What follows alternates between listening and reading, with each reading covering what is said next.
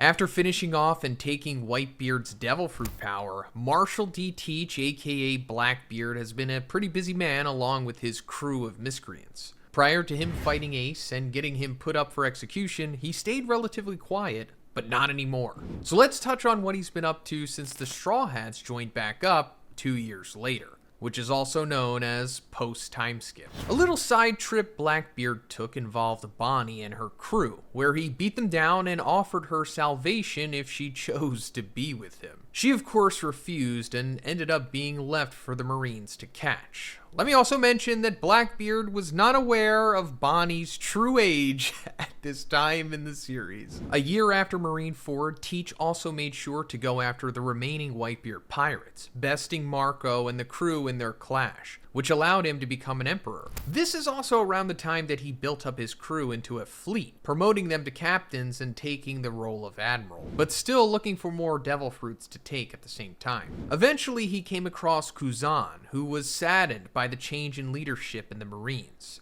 and agreed to join him as one of the Titanic captains. Not that he was the only new member of this fleet. Next came the Rocky Port incident, where he fought to take over Hachinosu, because that's, his thing. But to do that, he had to face the former Rocks pirate Ochoku for ownership of the island. And he's grateful for Kobe's unintended help getting the land for himself, since he may not have won otherwise. Oda was kind enough to explain the event since he knew it wouldn't be explicit in the series itself. So what had happened was Law was the first there, intending to get a poneglyph, but what happened instead is that he snuck on to Rocky Port, a massive ship that belonged to other pirates, who had a king and other nobles aboard as leverage. Because of that, he had to fight them. But coincidentally, Blackbeard and Kobe also arrived, with the three groups ending up as accidental allies as they fought the smuggling pirates. In the end, Blackbeard got Hachinosu and turned it into the important place for his crew, and relied on the Marines to get it. This is just the first time that happens. He even became known as the king of the pirate island for what had happened, whereas Law became known as a warlord for his good deed,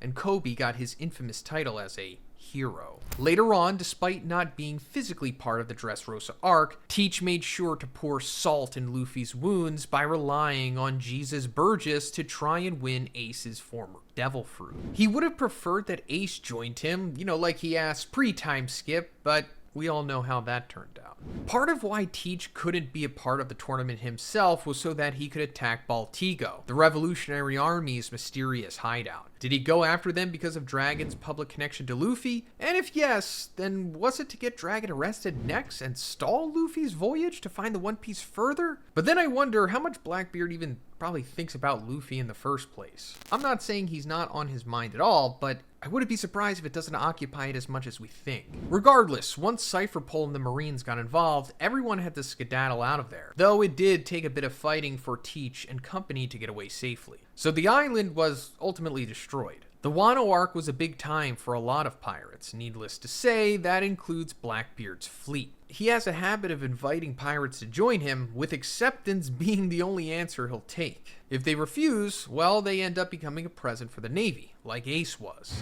This happens with Gecko Moria, who Blackbeard wants on his crew. Instead, when Moria chose not to join him, he gets caught by the Marines. After the Reverie, there was a lot of changes, and not only for the royalty, but also for the pirates. The 7 warlords who had been working for the Navy were now no longer protected, and would be targeted just like any old pirate. That means people like Mihawk and Boa Hancock too. Knowing that, Teach wanted to get his hands on the Mero Mero no Mi from Hancock because of how overpowered and useful it is. Despite not having her looks or being a woman, which would make him more of a threat with it, Blackbeard went to Amazon Lily and attacked to get his hands on it anyway. The thing is, the Marines were there too, so a lot of stone men just littered the island. But the Mero Mero didn't work on Teach himself, so he tried to threaten Boa into giving it to him, leaving them at a stalemate. Eventually, Teach got intercepted by Rayleigh, who's both an ally of the Amazons and aware of the threat Blackbeard poses. It's important to point out that Rayleigh was bluffing in this case because even he's not sure he could have won against Teach with his double devil fruits. Plus, he's, like an old man now and not as strong as he was 30 years ago.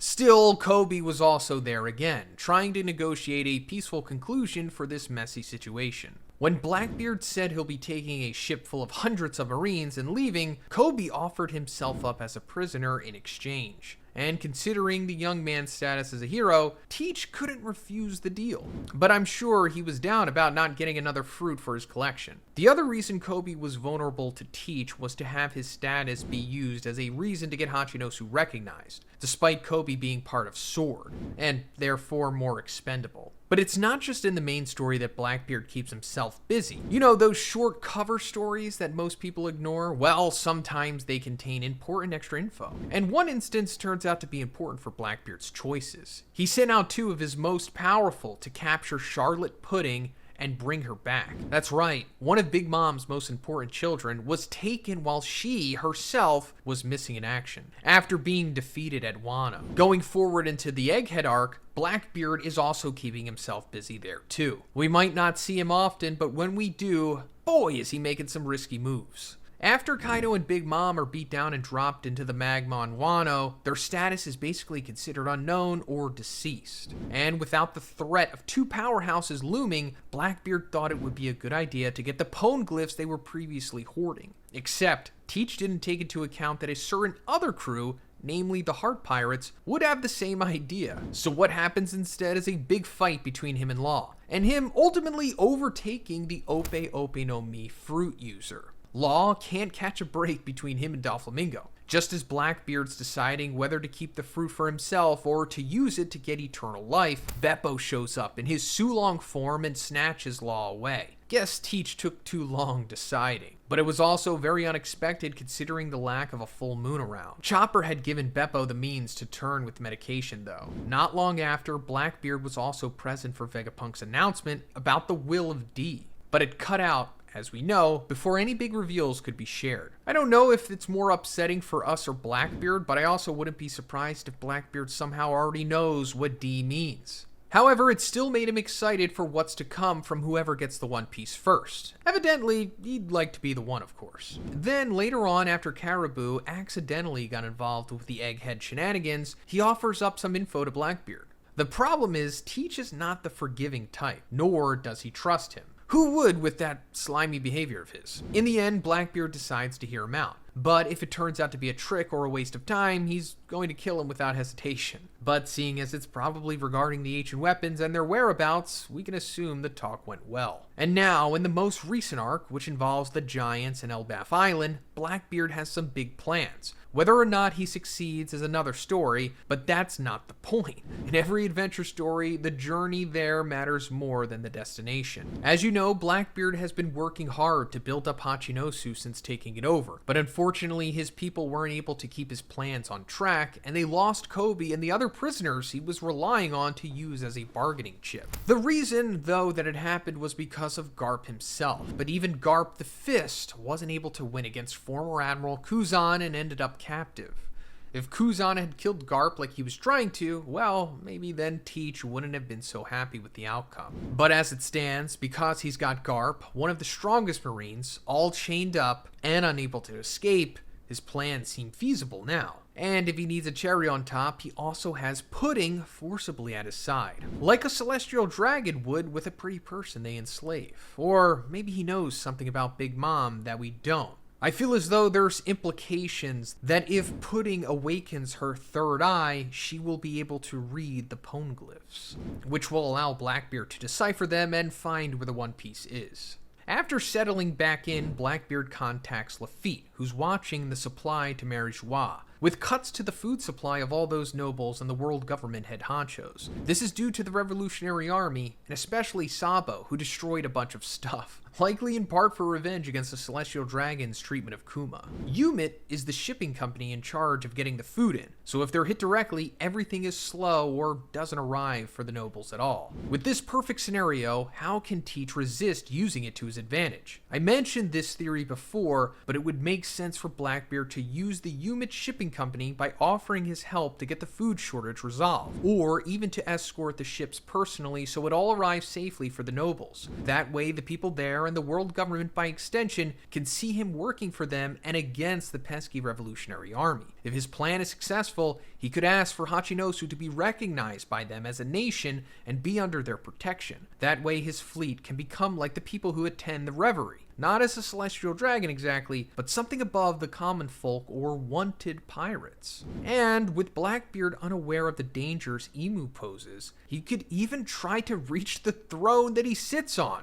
With enough patience and good behavior, that is. We also can't forget that Katarina Devon used her mythical Zhoniin Ninetails copying ability on Saturn, meaning that now she can impersonate him. This will surely be used by Blackbeard in some way, however it's going to be hard to figure out considering that Saturn is dead now and Figureland Garling took his place, but it is for sure going to come into play very soon. But let me know what you think about all of this stuff in the comments. Where do you think Blackbeard is headed with all of his planning? Will he ultimately sit on the empty throne, or will he even just straight up claim the One Piece before Luffy can? Alright, so this is the follow-up to yesterday's video. This topic needs like a video to itself, and it's the possibility of Loki having his own version of the sun god Nika fruit, and it's actually this depiction that we see of him in chapter 1136. So forgive me for repeating myself, but I have to go over this part of the chapter again to establish what we're going to be discussing. So we see Road talking to the Straw Hats, and he said that essentially everyone in Elbaf shares the same dream of becoming the sun god and ruling the world. Then we hear some division amongst the giants about the lore of sun god Nika. Some are saying that he isn't a ruler, some are saying that he's the god of liberation, some saying the god of destruction, and then some saying that everyone knows that he's the god of laughter. So that right there is kind of making this duality, I suppose. And we talked about how the history of Nika could support this. Whether there was 2 or 3 versions of Nika, or 2 or 3 holders of the devil fruit, it still remains to be seen, but there is this liberating and destructing duality to it. 2 sides of the same Nika coin. And now either that means that in history, Nika has both liberated and destroyed at 2 separate points, or there are 2 different Nikas altogether. Now going further into the chapter, Jarl says that these sacred Harley texts have been passed down in Elbaf for generations, but it's written in an archaic language. So it has multiple translations and they're not sure which one is the most accurate. So as a result, it's said that the world has been destroyed twice before, and the name sun god Nika comes after each instance. Who can say if he's the world's savior or the great destroyer who brought it crashing down? All we know for sure is that he heralds great change. And then we see the Elbafian depiction of Nika, which is very different from the depiction that we originally saw from Who's Who looks more Shandian, I guess you could say. And this depiction of Nika could possibly be what Loki's devil fruit is. Now, Loki is discussed more in this chapter because later on it's explained that in his youth he would go to use his natural strength to make the realm of the dead his own personal playground. He would tame and kill beasts and also release them into villages. He was also an arsonist, and his mischief endangered countless lives. And in this panel we see Loki laughing the same exact way that Luffy does when he's in Gear 5, like his sun god Nika transformation. And that's just yet again another parallel between Loki and Luffy. And since he is doing this laugh, it's very possible that he has, like saying, this analog to the sun god Nika devil fruit. Because as we see in the background, it's like the village burning.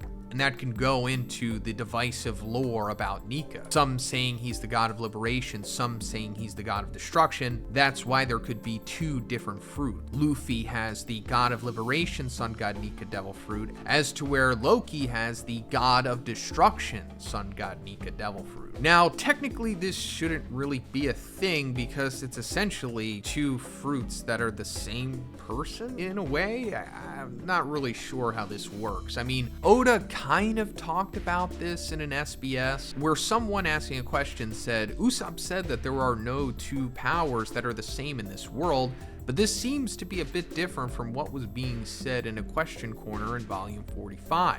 Since the Gum Gum fruit is in the encyclopedia, that means the one Luffy ate couldn't be the first one of its kind. And then Oda said, "You're pretty sharp, but it's okay. I haven't said anything contradictory. Here's a hint for you. I'll put what Usopp said in a slightly different way. In this world, no two powers exist at the same time. Is that easier to understand? There is a certain scholar who will appear in the upcoming story who will explain what the devil fruits are soon."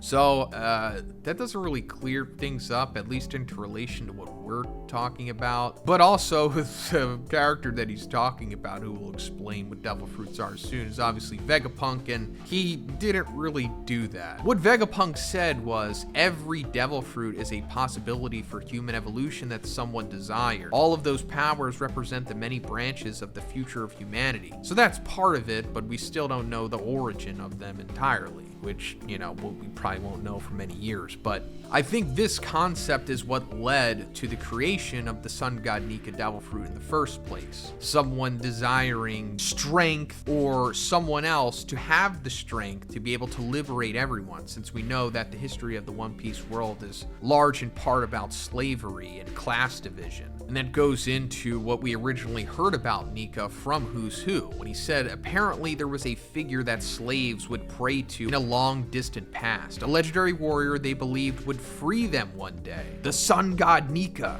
Did he exist, or did they dream him up? They thought he'd bring smiles to their faces and deliver them from suffering. So I think that quite literally explains the origin of Nika and the devil fruit. Now, there could be another side to that coin, as we've been talking about. There could be the more angry people that were in slavery or oppressed in some way that weren't just hoping for liberation, but were hoping for destruction.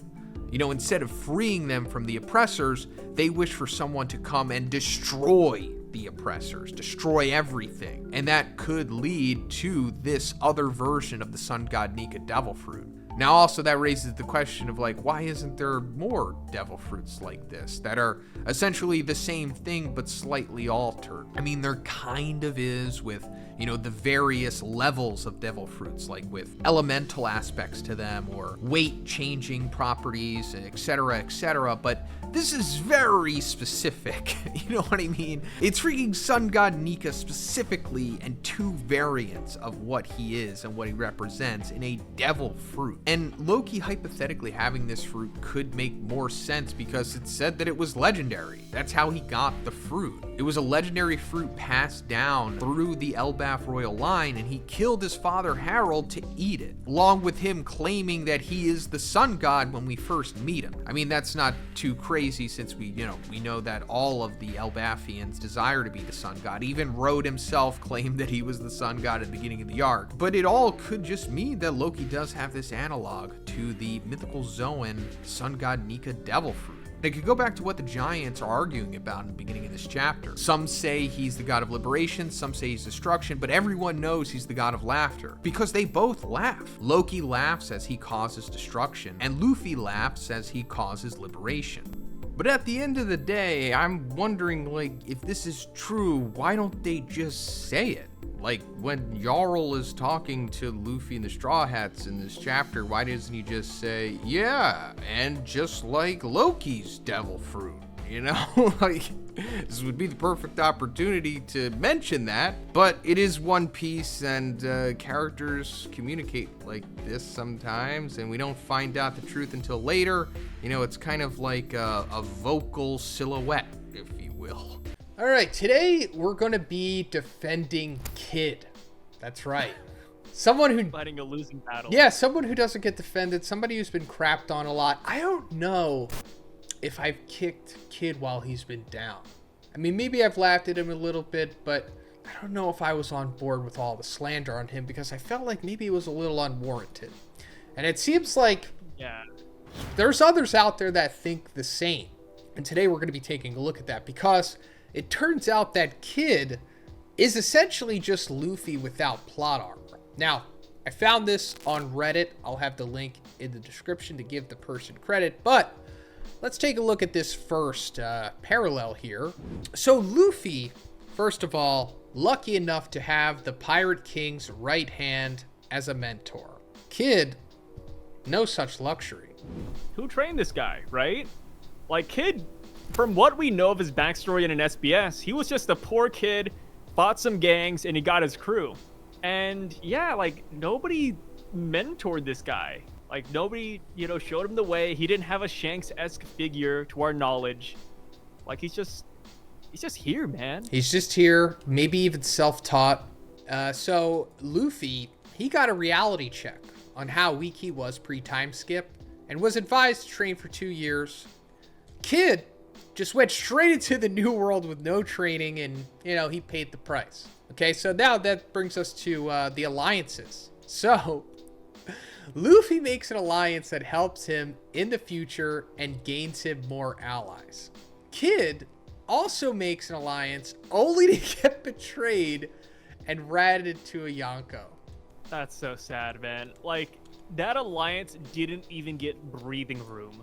No. Like, Apu betrayed this guy from the jump. He went there after he told Kaido about it. Like, Apu set everything up. It's like, oh my god. I feel so bad. And here's the thing, though, right? Even if that alliance did work out, I don't even know if it would work. Like, because he wanted to take down Shanks out of all people. Yeah. No, he would have, needed Kaido and Big Mom in that alliance. And then he probably would have had a chance. But, yeah, other than that, it would have just failed for sure. But just showing that Luffy, he's like, I trust you, Law. And worked out. So, yeah. Lucky, man. Luffy gets one-tapped by Kaido, but ends up learning advanced armament while his crew is just chilling in the prison.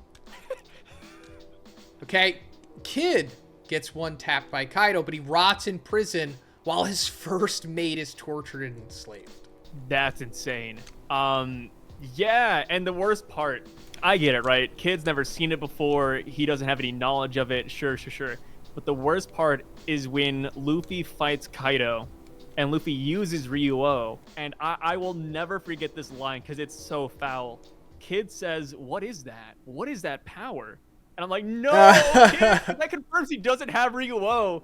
And I was like, no, dude, you have Conqueror's Haki. You've never used it. You have armament. You don't know Ryuo, or he doesn't even use armament Haki to our knowledge, right? He has it, but because he uses his devil fruit primarily, like, it's never blackened.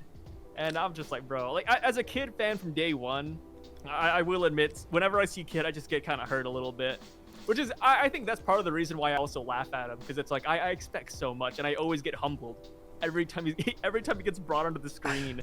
Yeah, that's what it is. It's a satisfying humbling to someone who is implied to be, like, arrogant, but he really is kind of an underdog. I mean, you were just talking about the devil fruit. Luffy has a paramecia that is essentially the most powerful fruit. I mean, just like, so far, it seems like no one can beat Sun God Nika.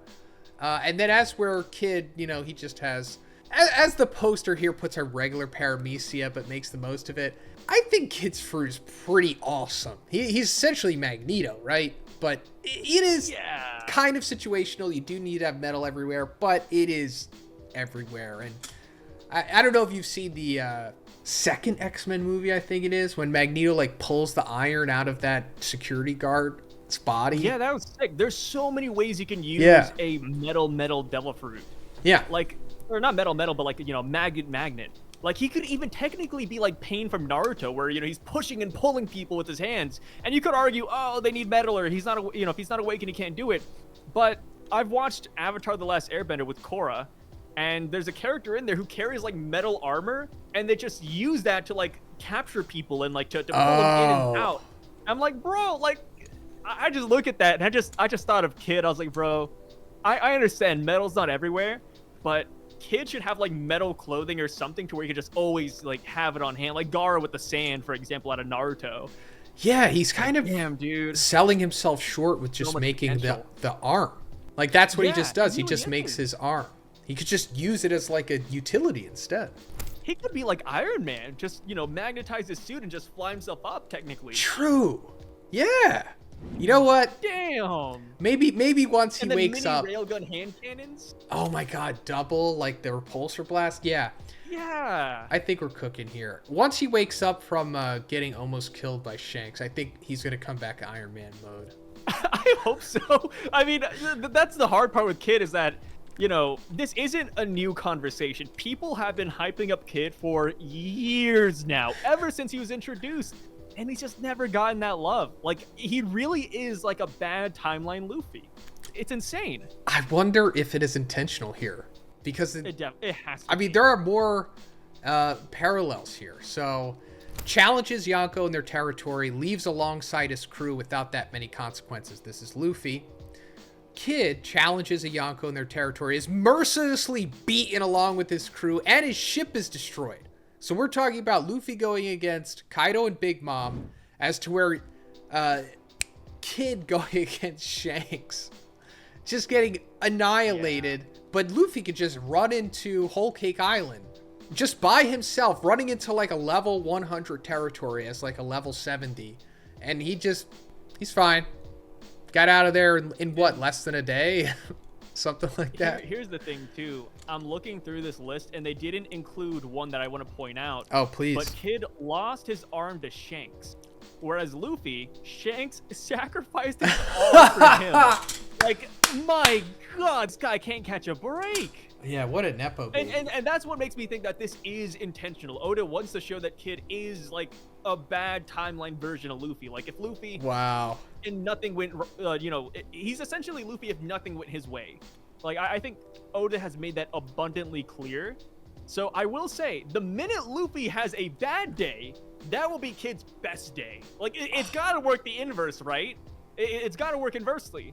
So the minute Luffy's ever, quote, defeated, Kid's gonna show up. The will of Kid. Wow. That sounds crazy. The will of Kid. The will of Kid. Watch out for Jay-Z. Topical. Well, I'm waiting to see how that turns out before I speaking of another crazy story, turns out Luffy, he's the prophesized warrior of liberation, and he receives the Chosen One title. Kid, just a regular guy with big dreams, but he isn't blessed with being part of an 800-year-old prophecy. He doesn't have the D. I mean, he has a D. He doesn't have the D guy. Or a ridiculously strong lineage or family, but Luffy, he's one of the few important D characters in this story. It has a crazy lineage with 2 top tiers in his family confirmed.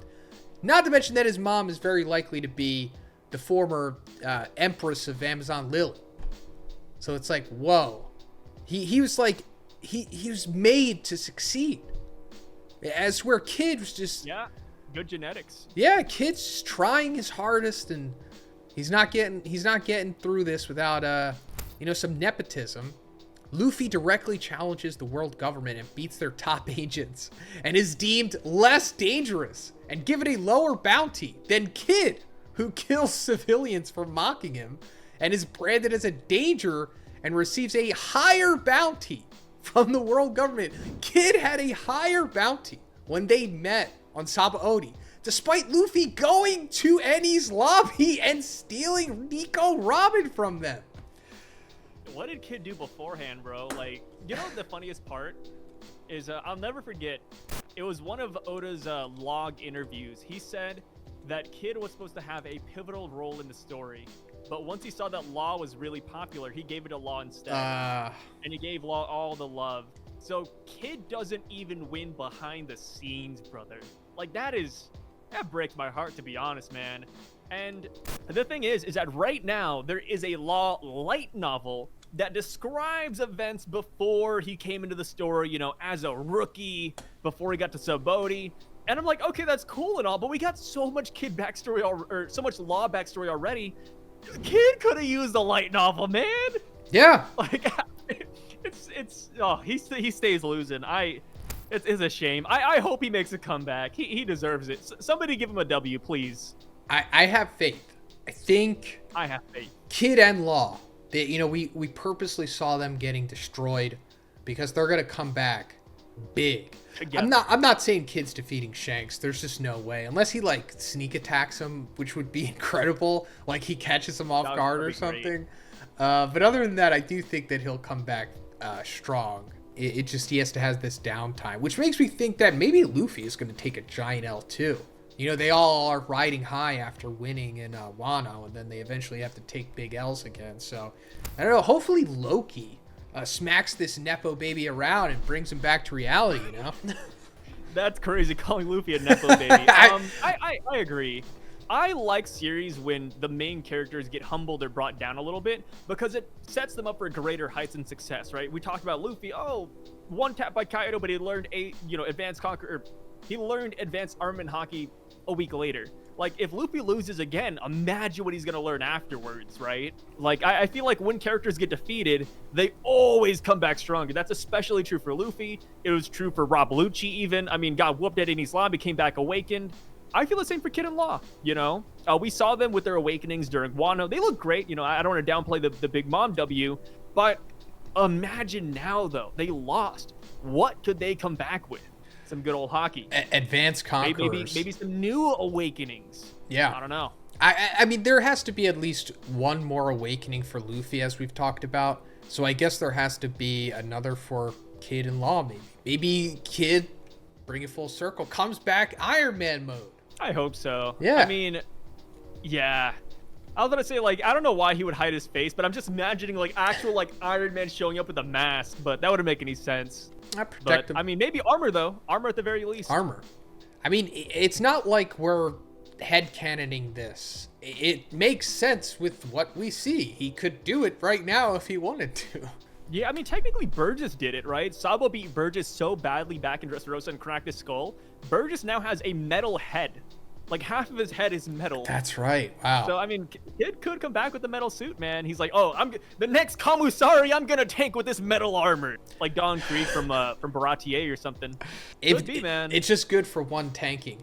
Also, we'll end this video on this. Have you played One Piece World Seeker? It came out like 5 years ago. Yeah, I played World Seeker. Do you remember the villain? He had some crazy sophisticated Iron Man suit, like the boss of the game. I forget his name. Yeah, he had robots working for him too, right? Yeah. Yeah, I remember that. I don't know how much. much. Technically, do that, to be honest. That's what I'm saying. I don't know how much Oda had to do with that, but I always remembered that guy because I was like, man, this guy would be a Yonko in the actual story if he had all this stuff. That's what he does with a lot of characters. Like, there's One Piece Odyssey, which is the most recent game. Yeah. And there's a guy named Audio who has the grab fruit, and Oda gave him the most insane backstory where Audio apparently clashed and fought a Yonko. I did not play that. Wow, I didn't know that. That's crazy. Wait, is he the white-haired guy? Oda's a madman.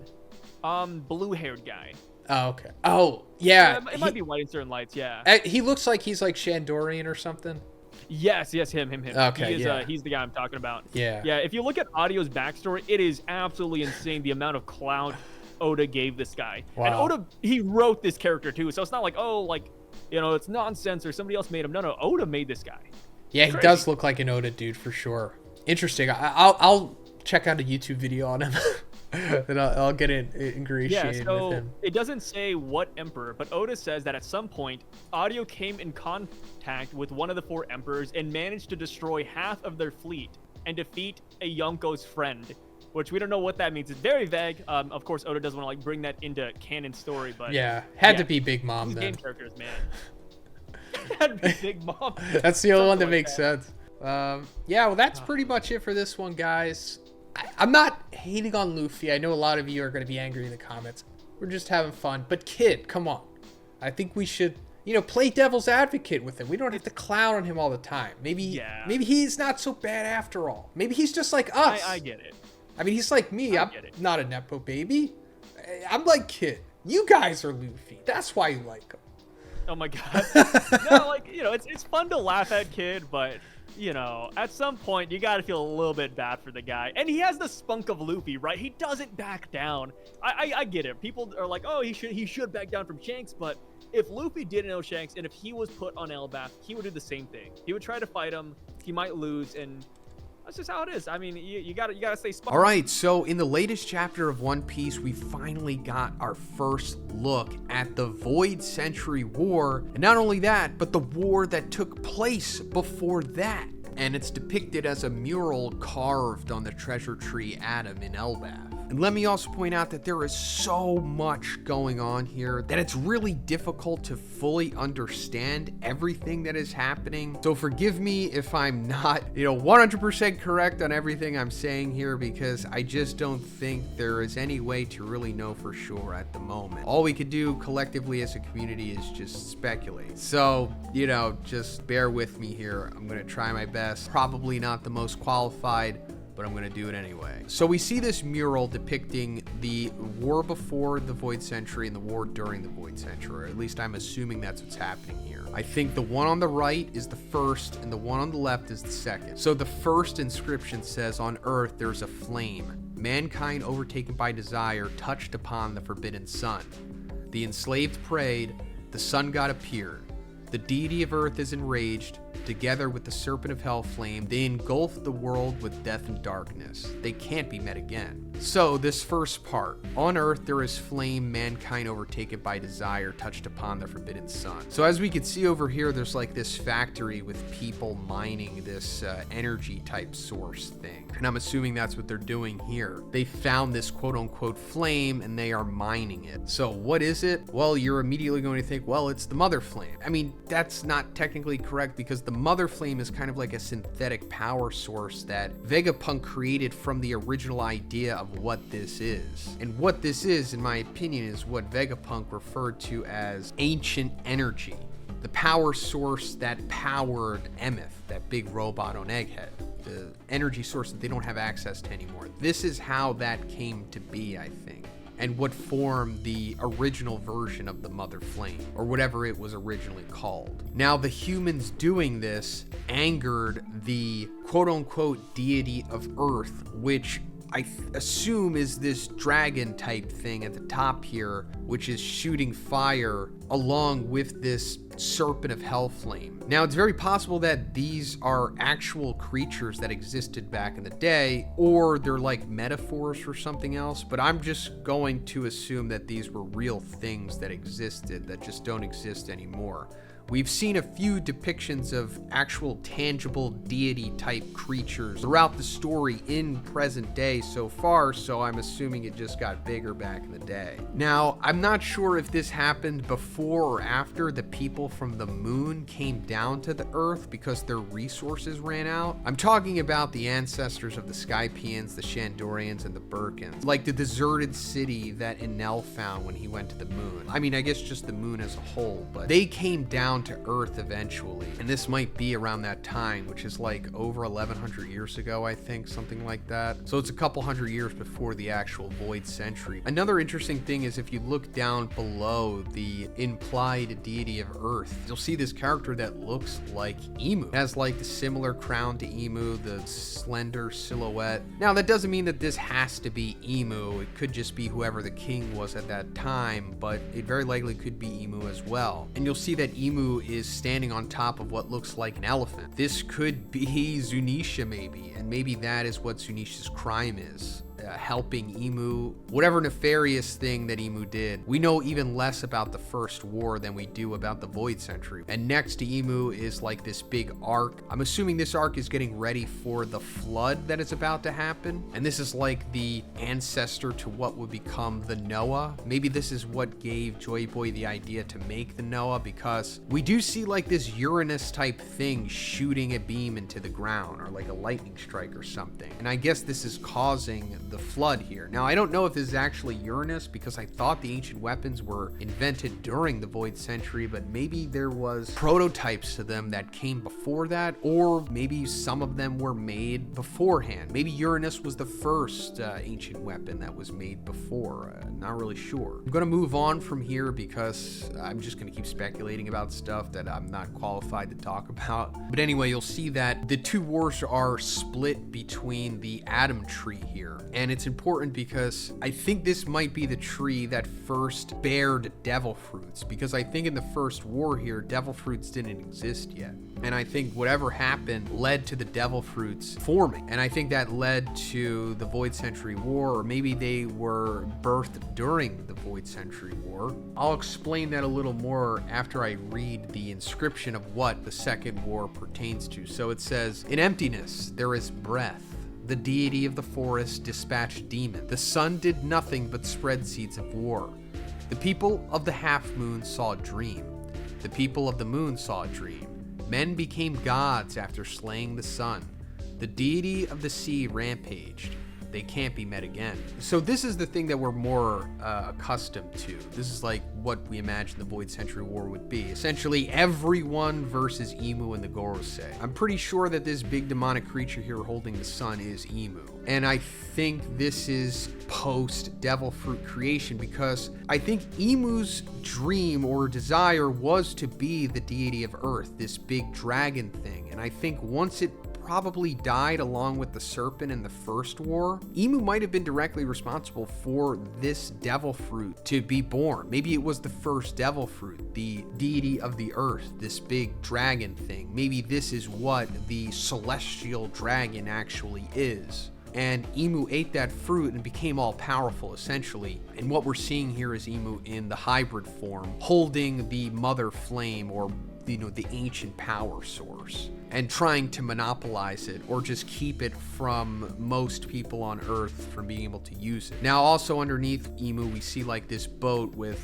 5 people in it, and I guess a 6th person rowing it or something. I'm assuming that these are the Gorosei. And then we see everyone fighting against Emu. We've got Sun God Nika here. Now, I don't know if this is Joy Boy. I guess it kind of has to be chronologically, but I guess this is, after the Devil Fruit was also born of Sun God Nika and Joy Boy ate it. Just guessing. Then we've got all of Joy Boy's boys with him here. Well, we've been speculating about for years. We've got an ancient giant here. This might be like the OG ancient giant, possibly even what the skull on Onigashima represents. Like maybe that was this guy. And this was, that big sword stuck in it as well. Then we see regular giants. Then we see the minks. We see Lunarians. We see people riding whales here. And I guess that goes back to Laboon and all the other whales, how they tie into this and why they keep slamming into the red line. We see samurais. I'm assuming these are the original Wano people. These might be people from Alabasta.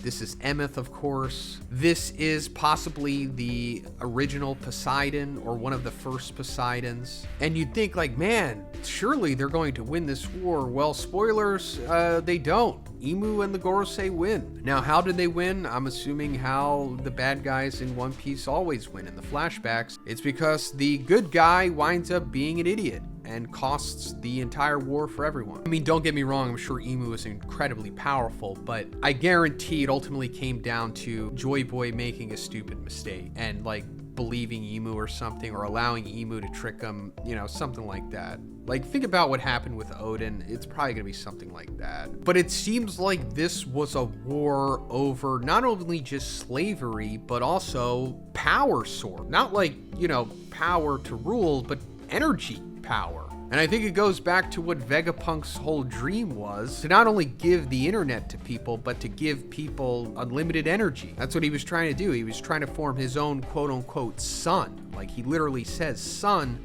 as we see Emu holding it here. This is like renewable energy that the entire world can use. So that brings us to the third war, which is also talked about here, but we don't really have to get into that because it just says that Nika laughed and all that stuff, which of course is alluding to Luffy fighting Emu in the end. So I guess it's like ultimately coming down to third time's a charm, right? Hey guys, today we're talking about Aka Inu, the fleet admiral of the Marines, because I think he has a few secrets to him, believe it or not. And I got my boy Sai, the #1 Aka Inu fan on the planet.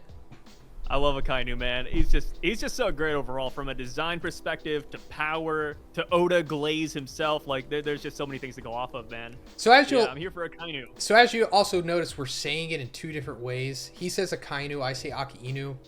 It's just how it kind of happens. I mainly say it that way because like that's how his name is like constructed. Aka Inu, red dog. Like all of the admirals have like that color and then animal associated with them. I think it's supposed to go back to like the story of Momotaro, right? Where Momotaro met like a monkey, a pheasant, and a dog. And then we have 3 admirals. Aka Inu is the red dog, Kizaru is the yellow monkey, and then Kuzan is the blue pheasant, which is pretty interesting. But we're talking about Aka Inu here. So the first thing that I would like to discuss is what truly happened between him and Kuzan on Punk Hazard, because we don't really know too much about it. We only saw maybe 1 or 2 panels of it in both the anime and the manga. Never like them fighting or anything, kind of just them standing, right? We know the end result was Punk Hazard being terraformed, essentially, through the implication of their awakened Logia fruits completely changing the environment. That is one theory as to why that transpired. But my personal theory as to what happened with that fight was they had a deal beforehand. Like, they went into that knowing what was going to happen, and whoever won would become the fleet admiral, which we, the audience, know, but we don't know any other details to that.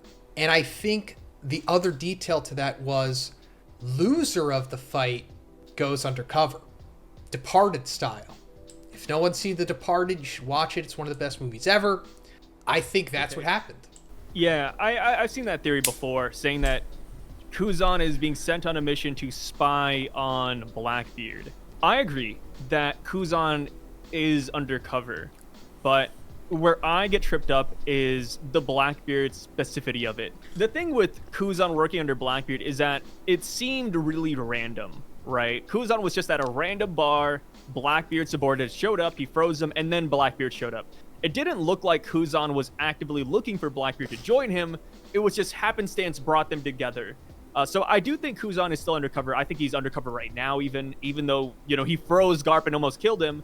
I think he still has a lot of good in his heart personally. I mean, we even saw him shed tears over at Garp, right?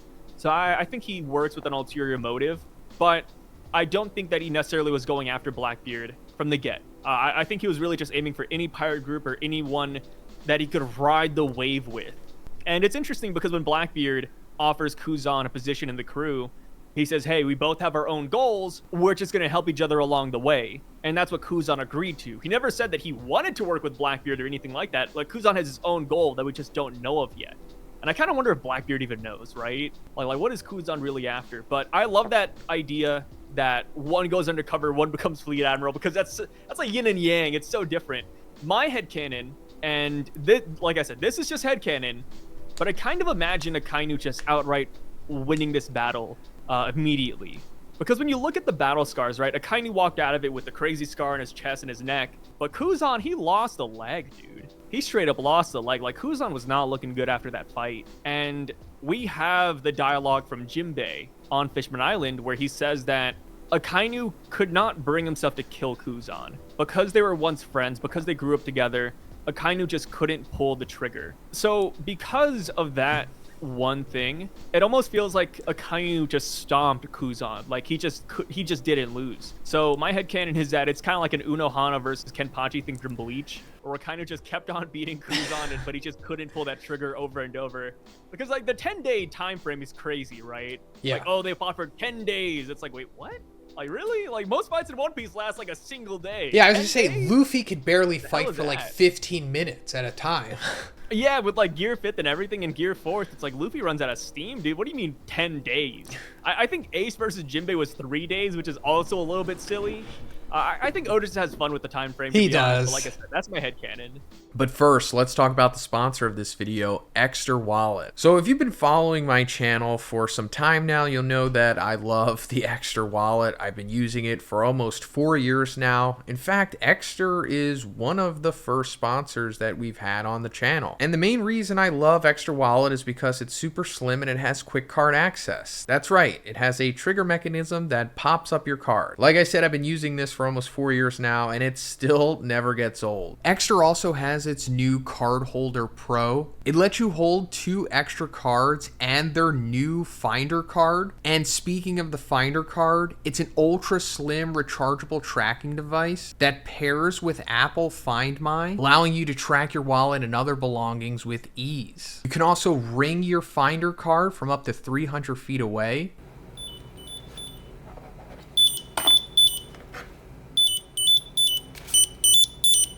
Extra also has this incredibly aesthetic money clip to hold all of your loose cash. So guys, if you were waiting to get your extra wallet, now is the time to do it because of their Black Friday sale, where you're going to get up to 50% off. But not only that, if you use my code Zhoniin1, you're going to get up to 55% off. That is truly remarkable. I don't think I've ever seen this much of a sale from Exter. So now is the time, guys. Check the link in the description. And again, use code Zhoniin1.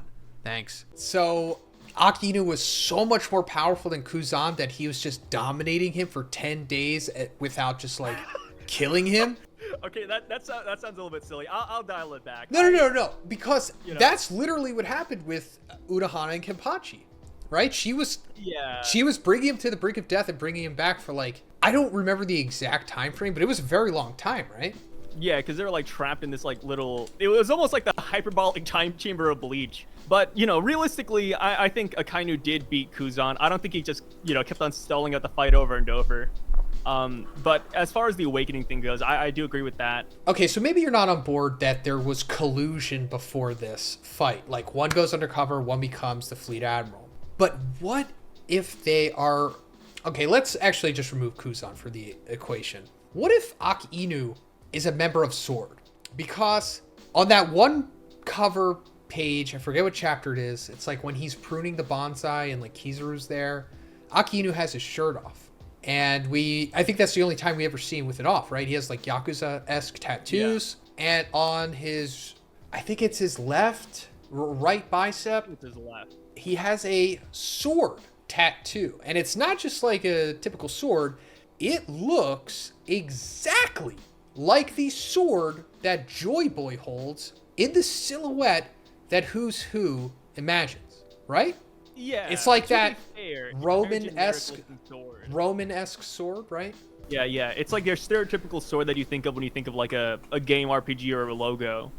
But yeah, as far as Akainu being in Sword, I could see it because Hibari is a part of Sword, which I know sounds a little bit silly, but there's a long ongoing theory that Hibari is Akainu's daughter. And another secret of Aki Inu. Yeah, exactly. Yeah, that's like the second thing right there. But like with the Kainu, there's a couple of specific things we know about his character. We know his age. We know he has a very unique dialect because when he speaks Japanese, it is of a particular region in Japan, and that's a thing that only Akainu had until Hibari was introduced. Hibari is the only other character that shares the same dialect. And then, of course, we have the two-piece Kobayama manga, which is a spin-off of One Piece made by Oda's editor and, sanctioned by Oda and Shueisha, where there's a character that looks like Akainu, and there's a character that looks like Hibari, and their father-daughter. And also, the girl, Madoka is her name, but she has a crush on a character that looks like Kobe. So, like, there's a lot of parallels there. I think it's very on the nose. And then we had the Vivid card drop just, like, 2 weeks ago, where we learned Hibari's blood type, which might not sound important, but she shares the same blood type as Akainu. And, at first it's like, okay, that's a little bit strange, but we gotta remember, Sanji's blood type is why we thought he was royalty all the way back, 15 years ago. And now we have the same blood type for Hibari and Akainu, and it's like, okay, if we're saying Sanji's royalty because of that, and it was true, this connection's pretty apparent too. I think it's set in stone. So Akainu being a part of Sword, it could just be because he wants to protect his daughter, help out his daughter, or maybe he doesn't like Sword and that's why he got the sword facing down because he's like, oh, I can't believe my daughter's doing this. There's a lot of ways you could spin it, but I think the connection's there. Yes. I'm personally convinced that Hibari is Aki Inu's daughter because it would just be too perfect for Kobe's ultimate revenge on him, right? Oh god, yeah, that's gonna be a crazy scene. Like, how would they even, dude, if Hibari jumps into the mix, I don't think Kobe could fight, and I also don't think Akainu could fight either, right? Like, I think Hibari is gonna be that one butch I'll put that will just stop everything. Like, she has Akainu's heart, I think. Of course, we haven't seen them interact. We don't know. I'm just taking a guess, but a lot of these hard-ass characters, they have that one weakness, and I think Hibari is gonna be that for Akainu. She is. But I was actually being a little more meaner with my sentiment. And it's that, how Aki Inu just tried to straight up murder Kobe. And I'm not saying he was wrong. That's up for you to decide. But his ultimate revenge would be like, oh yeah, you hate me, you call me a little baby, trying to murder me. Well, how about now your daughter's my girlfriend? And That's crazy, dude. that's the ultimate revenge. It's like I'm Yeah. your daughter, Aki Inu. All right? Game over. I feel bad for my guy, dude. I feel so bad for Akainu. I mean, hopefully Kobe proves himself and Akainu does end up liking Kobe. I feel like that's a really tangible possibility. Their senses of justice are completely different, but I think there's always room for character growth, and Akainu is not exempt from that. I feel like once he sees Dragon again, or once he sees Kobe grow, or once he sees what the world government's up to, I do think Akainu will change a little bit. Of course, we have to talk about how much he'll change, but we do know that Oda's come out on multiple occasions saying that he loves Akainu. Akainu has the best design. Like, verbatim, that is what Oda said. He said Akainu's the most handsome guy in the series that he's ever designed. And he also said that he wants to cherish Akainu. Like, okay. It's also based off of one of his favorite actors, too. So it's like, yeah, I think once we get that Akainu stuff, I feel like it will be good. And that's the funniest thing, too. People are like, oh, people are glazing Akainu. But it's like, guys, if you want to talk about Akainu glaze, talk to Oda, man. Yeah. Like, he's the one putting this in SBSs and interviews, dude. Oda loves this guy. Yeah. He was like, yeah, he would get the One Piece in like a year. No problem. It's like, all right, man. Oh, yeah. Not even like Reddit is that high on him. Yeah. That's why when people put him in the top 5, they're like, wait, why? Like, why are people putting Akainu so high up? It's like, dude, ask Oda. I mean, Oda gave this guy a 5 billion berry bounty with Crosscode. You see that? Yeah. Pretty controversial. That's I'm not going to say insane. it's not. I'm not going to say that he's not worthy of a 5 billion bounty, but He upgrades when we see him though. yeah, there's a whole other discussion about how strong he truly is. But hey guys, got my boy Sai with me. Sai. What's up? Today we're going to be ranking the Yonko by strength. Not as easy as you would think, and you're going to see that as the video goes on. So let's start with number 6. And I say 6 because we're going off all of the Yonkos that have been known so far. So that's going to be 6. So at number 6, who do you have, Sai? I feel like it can only be one person. The weakest Yonko. Yeah. Whatever. I feel like it can only be one person, and it's Buggy, right? As much as we love Buggy, he is by strength the weakest. I mean, I still like the theories that, oh, Buggy's gonna awaken and it's gonna be absolutely broken like Luffy, right? Oh, he has a stupid devil fruit, but it's gonna be a god fruit. I like that theory a lot, but I just don't see it right now. And of course, everything we've seen from Buggy, he's like mid-town level, right? Which I guess is a weird way to power scale it, but he's not super strong. No. However, I kind of put an asterisk next to Buggy on my list because I think Buggy should be represented as Mihawk. Because Okay, wait, that's different then. Wait, that's completely different. Well, because I think that's what Oda is trying to tell us, right? That Mihawk is like the real Yonko. But he doesn't want to have that title. But he is the reason why the Cross Guild is like a Yonko crew. Other than like the false hype on Buggy. Plus, Mihawk's bounty is higher than Luffy's. Yeah. I see it like this, right? If we want to go down this route, yeah, Buggy, Crocodile, and Mihawk, they're all considered one person, right? We got the strength of Mihawk, the brain of Crocodile, and the infamy of Buggy. If we combine them all, then I'd have them at like number 4. But if it's just Buggy, number 6. Yeah, just Buggy, number 6 for sure. But I think it's just kind of cheating. Yeah. Myself, at least. Saying that Buggy is like a solo entity. I'm not even counting Crocodile since he's essentially just like a Yonko commander. But Mihawk, I think, is what Buggy's strength should represent. So, I mean, you wouldn't even have to think of it as like literally Mihawk, just his power. You know what I mean? So, yeah. Where is he? You don't have to like make it official on your list, but let's just say we are saying that it is Mihawk here. Where would you put him? Like 4th, you said? That's such a hard one. Like, I know I'm like middling the line here, but when it comes to Shanks and Mihawk, I do consider them as equals. So I'd have Mihawk at like tied for number 2, because Shanks is my number 2 option. Oh. Yeah, Shanks isn't number 1. Sorry, guys. I apologize. Shanks All is right, not my guys, number one that's it for Yonko. this one. See you in the next week. Yeah, see you next week. Goodbye. Okay, So, interesting. number 5.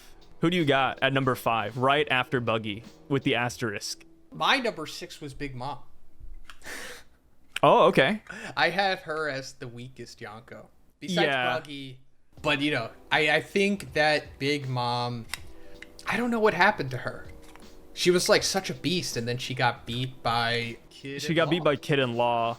And technically, I will, go to bat for Big Mom a little bit. She didn't technically lose traditionally because she got ringed out, right? It's like you're playing Smash Brothers and you knock him off the arena. Like Big Mom got knocked off of Onigashima. She got hit into a volcano. You saw like the explosion and everything. Like if they were fighting on land and like you couldn't just get rid of Big Mom like that, I feel like she would have still been fighting a little bit more. Would she have won? I don't know at that point, but yeah, I mean, Big Mom, I also have at number 5, like the next list. So I agree with you. Big Mom is like the weaker Yonko, but it's not like a bad thing per se. Like you're the weakest among the strongest, right? You're the It's weakest. like a good goat. title to have. Yeah, exactly. Yeah, exactly. And also there was like that bomb that was... Oh yeah, the bomb subplot. Like there's a lot of weird things that worked against Big Mom. And I remember even on the rooftop, one of the main things they wanted to do was knock Big Mom off of Onigashima. Like that was the prerogative at the beginning of the fight, and that was the prerogative at the end of the fight. It was just like, hey, let's just take Big Mom and push her off a cliff. Let's just get rid of her, man. Yeah, we saw That's how it. well that worked for Kaido. Let's try it on her. Yeah, just knock him 'Cause off, man. kids saw- Let gravity do it. Yeah, kids saw Kaido. Yeah. Fall from the sky. But Kaido didn't take any damage though. No. I would argue that Kaido like fell from a sky island and he got stronger or something. Just something stupid, like a Super Saiyan Zenkai boost, you know? Yeah, if anyone were to get it, it would be him at this point, and Luffy, of course. But Yeah. speaking of Kaido, that's my number 5. Yeah, that's my next one. I got Kaido as well. People aren't going to be super happy with having, because we have Luffy over Kaido, right? People aren't going to be exactly too stoked about that one because, it becomes the argument of, oh, Luffy needed the scabbards. He needed the worst generation to help fight Kaido. Luffy had to eat food and come back. Like, yeah, I agree. Luffy had a lot of reasons why he won that battle. If it was a pure 1v1, Luffy lost. But my take is that as time goes on and as Luffy wins these battles, he gets stronger. Like the Luffy of today, the Luffy of Elbaf, stronger than he was in Wano. So that's why I have Luffy higher than Kaido. Yeah, like, back then Luffy, 1v1 in a room, Kaido would have beat him. Beat the brakes off this guy. He's actually done it multiple times. But Luffy on Egghead Island, Luffy on Elbaf, it's not the same Luffy on Wano. So I do hold him higher than Kaido at this point. Yeah, for sure. I think Luffy in Gear 5 honestly wasn't even really pushed that hard by Kaido. Like, I feel like he had a lot more to give. And he kind of just took Kaido out with that badgering gun. Like, I feel like Frieza gave Super Saiyan Goku more of a challenge than Kaido did to Gear 5 Luffy. That's a rough one. I agree, but it's hard to tell because in Gear 5, you can't really gauge how much damage Luffy takes, right? He takes multiple Conqueror's Haki hits.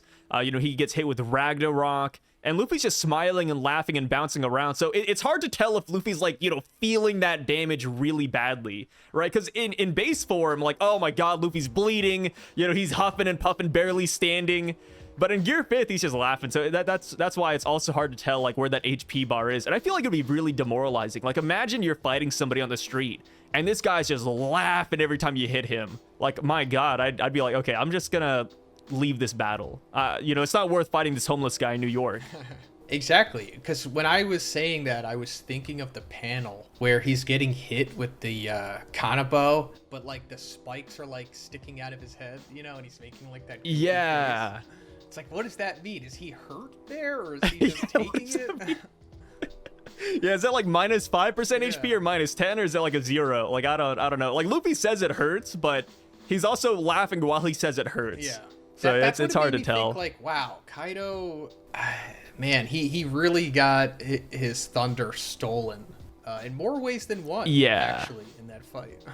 I think he's happy about it. Like, I see Kaido as a Douglas Bullet type character from Stampede, where he gets like beaten, but he's kind of happy about it, right? Like, you don't always want to be the strongest guy in the room. You want a challenge, and I think for the first time in a long time, Kaido finally got that. So that's why he was smiling near the end of that battle too. He's like, I'm not gonna dodge. I'll just take it. Let's fight Luffy. Which also, I gotta say, like, when it comes to Gear 5, Luffy has gotten better at using it, because here on Elbaf, he fought the snake in Gear 5, which granted, it was like one hit, but he didn't go to his old man form. He didn't suffer that repercussion. So it's like, yeah, he is getting better. Yeah, definitely. Luffy was my number 4. Yeah, Luffy's my next one. Okay, so yeah. We kind of covered Luffy. Gear 5 is insane. However, I just don't know how far it can go, because like Kaido's his biggest win right now for sure, but it's like, how is he gonna deal with the guys that I have listed above him? So my number 3 is Buggy, which is Mihawk. And yeah, I know Mihawk doesn't have the best topical feats, PR, if you will. All of his stuff is coming from Marineford, which is like very outdated. I said Marineford for Mihawk is kind of bad too, because he's got the Vista thing, let me measure the distance, and then he slashes, and then Jozu blocks it. Like, Mihawk has not looked good on Marineford, I will admit.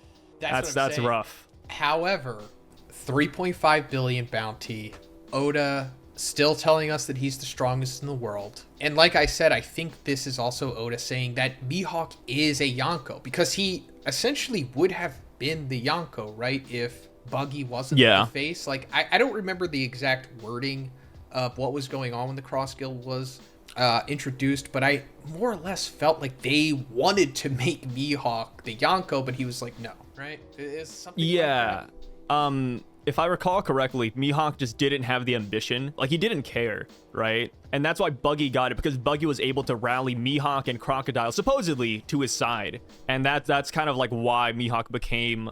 Or not Mihawk. That's why Buggy became a Yonko, because he was able to get Mihawk. That was like one of the main things.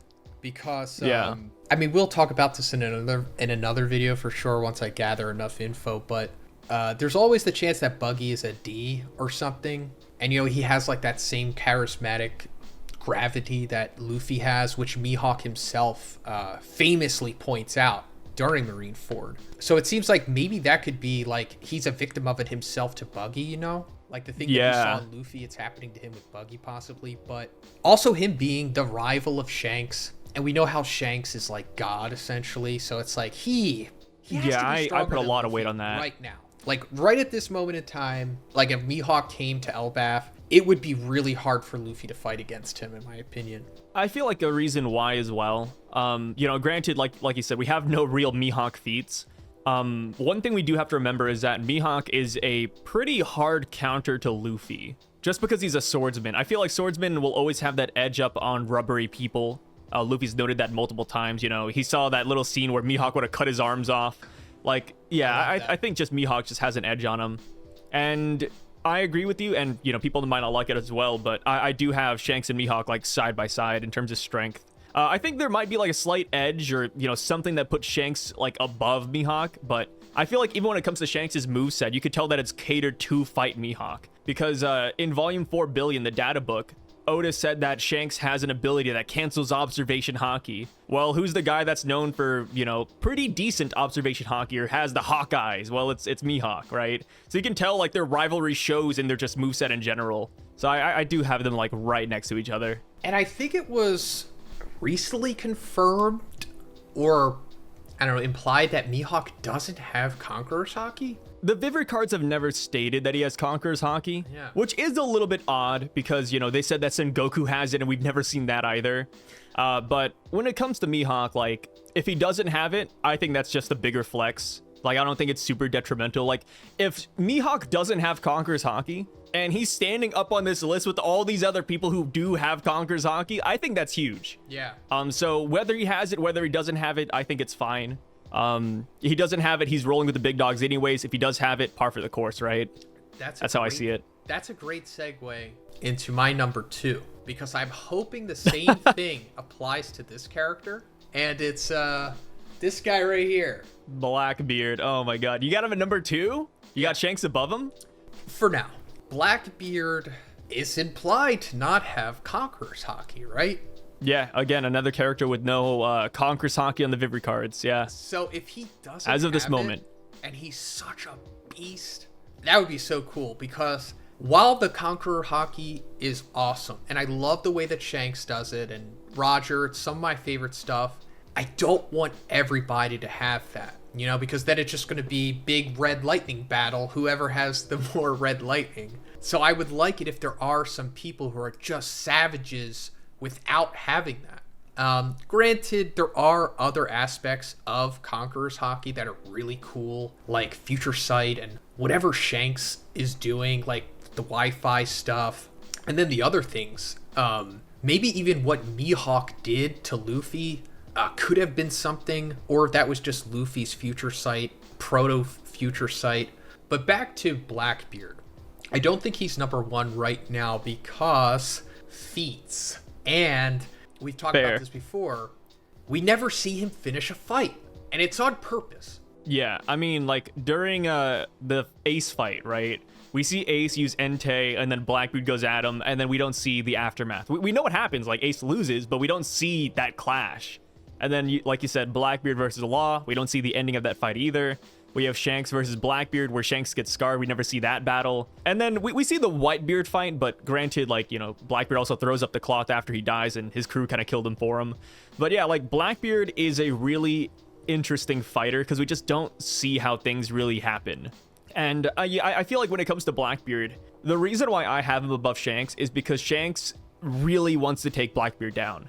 Like, in a weird way, like, Blackbeard is Shanks's goal. You know, he's reading newspapers about Blackbeard. He went to Wano for Blackbeard. He went to Whitebeard to tell him to not, you know, send Ace after Blackbeard. He went up to Marie Joie. We don't know who we don't know who Shanks was talking about. He was like, hey, Gorosei, like, there's a pirate you need to, you know, take note of. We don't know who he was talking about, but I think it's Blackbeard. Like, this guy, Shanks, revolves around Blackbeard. So because of that, I do have Blackbeard higher. I just think his potential is there. And Blackbeard, without a Devil Fruit, no Devil Fruit in hand, not 1, not 2, but he was able to scar Shanks. And Shanks said that scar is what aches the most. Like, I was like, dude, what? Like, Blackbeard with no Devil Fruit was able to scar Shanks. And people say, I don't know why people brought this up, like, they literally say it's not the case, but Shanks says that Blackbeard did not catch him off guard.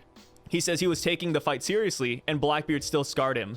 And people to this very day say, oh, you know, Blackbeard's a dirty fighter. You know, he maybe threw dirt in his eye and then scratched him, or maybe Blackbeard was going to surrender, then he hit Shanks. Like, no. Shanks literally says in that chapter that he was focused, he was locked in, and he still got scarred. So I think there's something about Blackbeard that we just have not seen yet, whether it's another personality. I know people like bring up the Roxy Zebek thing, whether it's like a Hakuba thing where it's like, oh, like, you know, he goes to sleep and then all of a sudden he gets super strong. Like, I think Blackbeard has something like that we have not seen yet. And then I think the ceiling is high for Blackbeard too, right? He has 2 Devil Fruits. 1 Awakening is crazy. 2 Awakenings is insane. And if he gets a 3rd Devil Fruit, which people are theorizing, right? Because he has 3 skulls. That's 3 has been like his motif the entire time. Like, if he gets that 3rd Devil Fruit, my God, Blackbeard's going to be insane. Oh, it's not focused, but his, oh, is that his Jolly Roger? Yeah. His 3 skull. Yeah, his triple skulls, man. Like, people have been theorizing it. He has a Logia, he has a Paramecia. All he needs now is a Zoan. If Blackbeard gets a Zoan Devil Fruit of note, my God. Yeah, this guy's unstoppable. That's also another fun theory. You're talking about how he scarred Shanks. So I think it would be amazing if that was a misdirect, because in that flashback of when Blackbeard was with Whitebeard's crew, he has like that Vega thing. Yeah.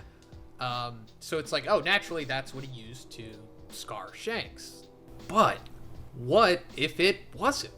What if Blackbeard had his Devil Fruit already, secretly, and then he went into that form and scratched Shanks or something? Or... yeah, like a Beast Claw. That, I do like the theory you said about him being a possible parallel to Hakuba. That would be really cool. That could settle the multiple personality theory at the same time. And it would also be a really cool way that Oda showed us that this was even a thing in the first place. Because obviously Hakuba is like 5 times as strong as Cavendish. So if the same thing happened to Blackbeard, if someone was like 2 times as strong as Blackbeard, yeah, they're beating Shanks probably. Yeah, and you know, since we're talking about Hakuba, a weird thing about Blackbeard too is that it is stated that Blackbeard does not sleep. Blackbeard doesn't sleep at all. And Hakuba only comes out when Cavendish sleeps. So there's something weird, like maybe Blackbeard is trying to stave off the demon, right? That's why he doesn't want to sleep. He's like, okay, if I fall asleep, I'm gonna change sides, like for a second. Like I think it's gonna be something like that. And then as far as Blackbeard getting that 3rd devil fruit or getting multiple devil fruits, one fun fact that I like to bring up every now and then is that in Blackbeard's concept art that Oda released in, I think it's Data Book Green in Japanese, but Blackbeard's name, his original name was Everything D Teach. It wasn't Marshall D Teach. So Everything yeah, like D Blackbeard, yeah. And I know that it sounds stupid, right? Like a guy named Everything. Like imagine calling Blackbeard Everything. But I think that might have been like a hint that Blackbeard would get every power or every devil fruit or something of the sort. Because Blackbeard could. I mean, with the Yami Yami no Mi, he does suck in those abilities. So who's to say that when he awakens, he doesn't get some stupid ability that allows him to take everything? So that's really interesting that you say that, because one of my favorite theorists, YouTuber theorist, this Japanese guy, Uteron, brought him up many times. He theorized this too, I think like 2 or 3 years ago, that Blackbeard's ultimate fate could not just be 3 devil fruits, but he could just have unlimited. I forget the exact theory. It's hard to like understand Uteron's videos because he's speaking Japanese and you have to read like the subtitles, but it's very interesting that you say that, because I'm on board with it for sure. And it makes sense that with the everything thing, and then like what I still don't understand what's going on with his darkness Logia, why it shuts down devil fruits, but that's like a discussion for a whole other time. But it's not even like a Logia, man. Like he doesn't turn into darkness. That's the thing. So it's like, it's just, man, we need that Void Century flashback already. Yeah, we need some explanations here. I need to know why these things are the way that they are, but yeah, that's funny. The list, guys. Hopefully the editor will have what hopefully it's what digestible size list here, my list here. Let me know your list in the comments, and also let me know how upset you are with the opinions that we have in this video. Yeah, I you know, to be fair, I feel like we played it pretty safe, but I can see people getting a little bit upset about it. But to be fair, I think everybody's list is generally the same, with like 1 or 2 exceptions. Oh, we all have common ground. Yeah, Shanks or Blackbeard, I think number 1 and number 2, you know, interchangeable for sure. Hey guys, we're back. I don't know how to like interact with cameras anymore. It's been so long. But last video, we ranked the Yonko, including Kaido and Big Mom. In this video, we're going to be ranking the Gorosei, even the dead ones, or the dead one. Yeah. I don't know who you have at number 6, right? It would be 6 because we had 5, one's dead, now we have a new one. Who do you have at 6 personally? Which would be the weakest. We're going from weakest to strongest here. Yeah, it's kind of funny because we did the Yonko one, and I think everybody kind of has like the same-ish list, but for the Gorosei, it's more abstract, right? You're pulling from less threads than the Yonko. So number 6, it may surprise you because this is my favorite Gorosei member in terms of design, but Jupiter's at the bottom of that list. Jupiter is number 6. Sad to say, I love his ability, I love everything he's done, but he just didn't have the most impact on Egghead comparative to the rest. Like, he sucks things in and then he spits them out, but like, it's cool, it's strong, but like compared to everybody else, it's just, you know, he's bottom of the pack for me. And it's weird because he is the number 1 Gorosei. That is his insignia. So like you would think that he would be top of the verse or something, but I got him at the bottom right now. Jupiter. Yeah, sadly, me too. Really? When I started One Piece, I wasn't into Dune yet. We're gonna be talking about Dune every now and then. But now that I am into Dune, he's a freaking sandworm, and it's pretty much like the sandworm from Dune. I think Frank Herbert, the author of Dune, invented that concept, the giant worm that exists in sand. So I guess that's what it has to be, right? That's what Oda is pulling from, or is there some kind of yokai that's a sandworm? Yeah, there's a Mongolian deathworm, but the deathworm and the sandworm from Dune, they have completely different movesets. Like the Mongolian deathworm has like electricity, poison, paralysis, whereas the sandworm is all about, you know, sucking and spitting.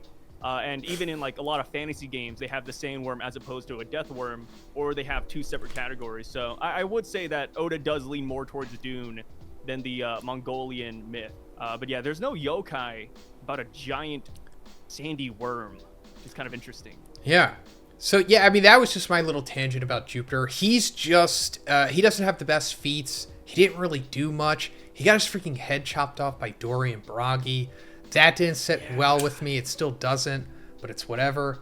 Man, the only redeeming thing is that he's the traitor, right? That's his redeeming thing, if he is, ultimately. Yeah, I mean, he does seem a little bit suspicious, especially when Garland gets promoted, right? You have that one panel where Jupiter, comparative to everybody else, is also like sweating the most. It's like, oh wait, like something's going on here. Like it's either he doesn't like Garland or, you know, something is amiss in his mind. But yeah, Jupiter, I still think he has a lot going for him. I just think Egghead wasn't his best showing. And we haven't seen his hybrid yet, right? Because we've only seen his full Zoan. When he drops the hybrid form of half man, half worm, I think he could suck off a mean one. I mean, I hope he does. I hope I'm the mean one that he does wind up sucking. But speaking of sucking, I should say, I have Saturn at number 5. Oh, me too. Holy crap. Our lists are very similar. Jesus. Yeah, Saturn number 5. He didn't look bad. He's not Yonko level. You know, he's not like beating Luffy or pushing Luffy to any crazy extents, but I thought his showings were pretty decent. I think him blowing off heads, him having like minor conquerors hockey, it's great across the board. But at the end of the day, you know, like he's really just a paralysis merchant, right? Like after he stopped paralyzing people, he kind of got cooked left and right. He couldn't hit Luffy at all. Like, I mean, he missed every single hit. Not a single attack landed afterwards. Except for like the headshot, but Luffy just obviously like Gatlinged him afterwards. So yeah, I got him at number 5. Very disappointed in Saturn. Cool design, but man, it's so interesting how he was around for so long, like 20 years, and he ultimately was just kind of a punching bag for Bonnie and Kuma. Like that was his ultimate fate. It's just so bizarre what wound up happening. And he lost limbs easily too, right? I mean, I guess all the Gorosei kind of lost limbs easily, like Jupiter got cut off, like you said.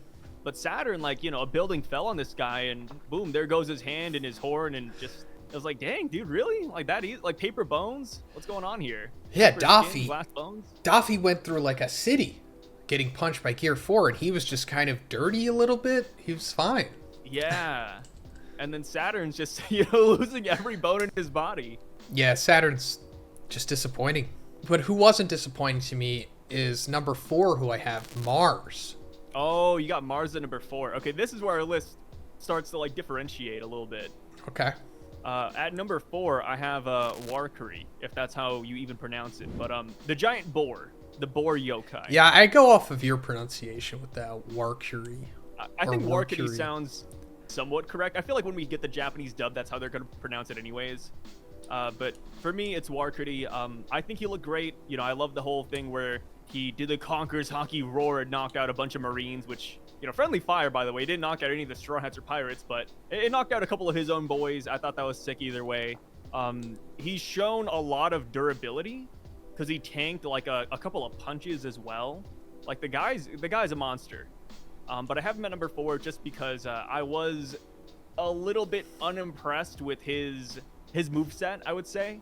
Like, it's really just him ramming his head into things. And then, of course, he has, like, the sword tusk, but even then, it's like, it's not like he's doing, you know, two tusk style or anything. It's kind of just there. Yeah, now that I think about it, he didn't really have anything exciting or different. He was just ramming boar tactics. I don't know, but, yeah. I guess one of his redeeming qualities could be that he could swim for some reason, maybe. Even though, I guess Oda still wants us to, like, question if the Gorosei can survive in water or not. Oh yeah, wait. I don't think anybody got like knocked into water that we've seen. Like I feel like there's been instances where people got hit and they should have fallen in water, but when we look at them, they're not in water. So it's like, yeah, it's strange. Yeah, I think Oda's keeping that a mystery still, like you said. But you said you have Marcus Mars at number 4. Yeah, I have Mars at 4 simply because I don't know. He didn't fight like one-on-one as much as Mercury, or just fight as much in general, I guess. But I just got the impression that Mercury was like a beast among the Gorosei. Like he was like a powerhouse among them. Like his Conqueror roar.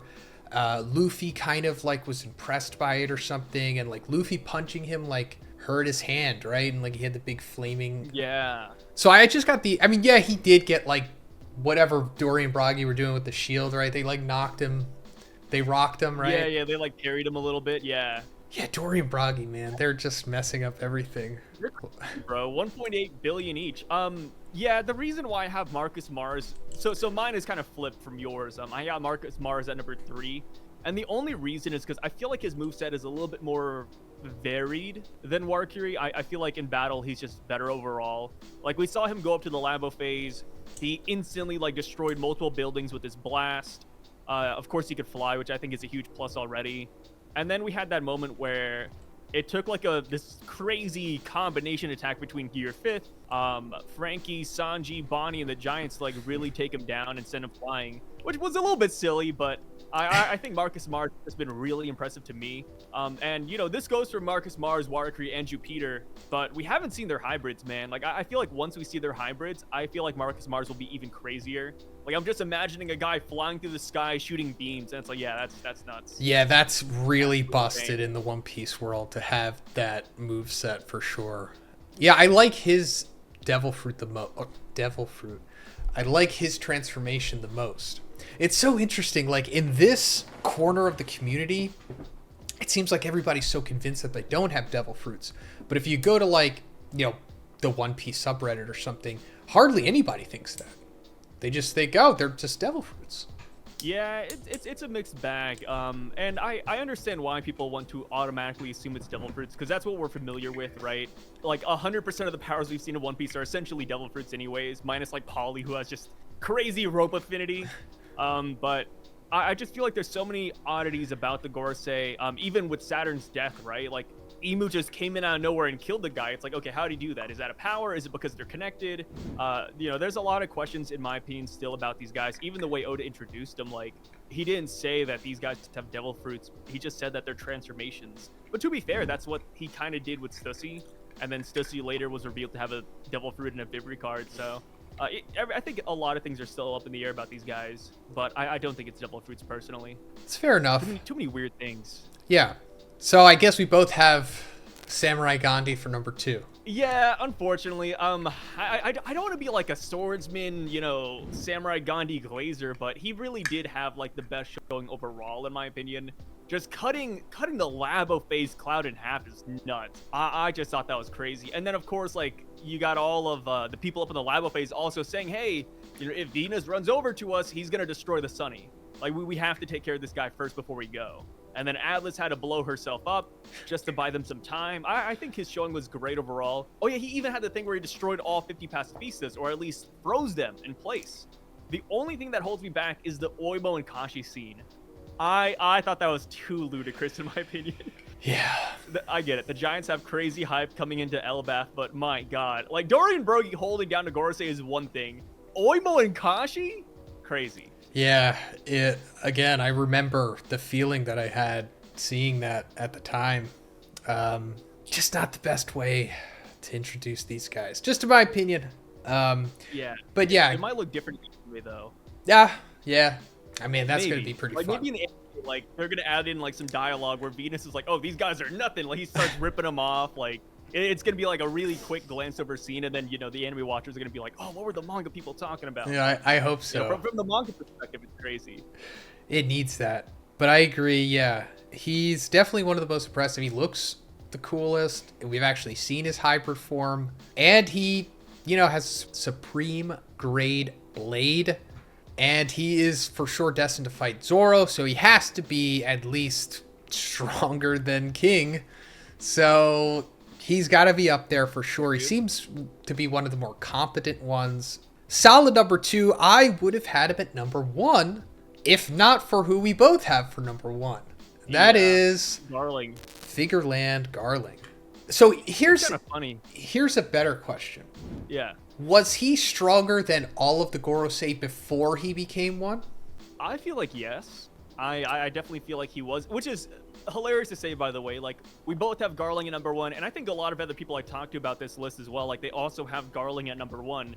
Despite Garling having no tangible feats. Like, we know where he's been at, right? He's been at God Valley. He potentially fought Rox and Roger and all of them, but we haven't seen it. Yet, despite all of that, despite seeing the rest of the Gorsei all being these awakened monsters, people still have Garling at number 1, and I agree.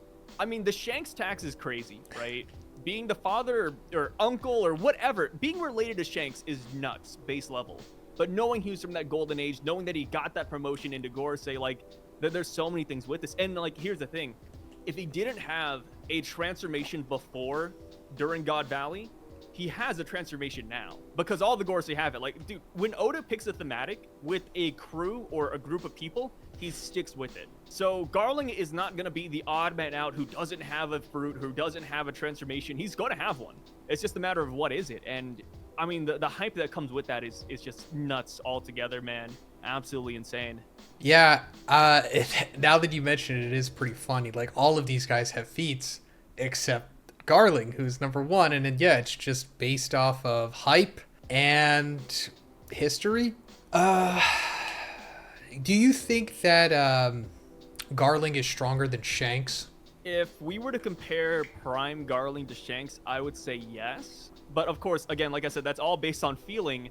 But right now, I think Shanks is stronger. I feel like in One Piece, there's this ongoing thematic with the newer generation overtaking the old. Like, you know, in the future, Luffy's going to be stronger than Roger. In the future, Kobe's probably going to be stronger than Garp. And, you know, like, I just feel like that's how One Piece is. It's all about passing it down. So with Shanks being the newest version of the Garling, I feel like he will be stronger. He is probably stronger considering his age right now compared to Garling. And I just feel like that's the case. Yeah. And if he's not stronger yet, he will be during their battle, or at least he'll grow during the fight. Yeah, it could be like a similar power relationship to like Garp and Kuzan. You know, like Kuzan obviously was getting beat down, but you know, it's like he eventually overcame him. I mean, yeah, he got some help, but I think it was kind of telling us that, like, yeah, even in One Piece, old guys still do have a limit. Tyson. Yeah, but that is Mike it. Tyson versus Jake Paul. Mike Tyson versus Jake Paul is a great example of what One Piece is like, kind of. Old guys could just be ripped, powerful, and then they could fight against guys half their age, and it's still competitive. Not even taking in consideration backstage politics or whatever. We all know that fight was 100% legitimate. They were trying to knock each other out. Just like Aki Inu and Kuzan were. That was a real fight. Nothing talked about backstage at all. There, right? All right, guys, got another collab today. Another theory going over with my boy Sai.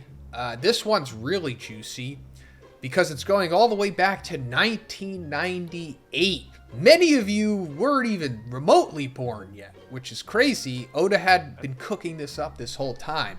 We're going to be going off of a cover story from chapter 59, and it features Richie, the lion from Buggy's crew. I totally forgot his name. I looked it up before this video and I was refreshed. Richie, I should have remembered that from the live action of One Piece, right? Richie's in the live action on Netflix. I think he is. I don't even remember the live action. It feels like a fever dream.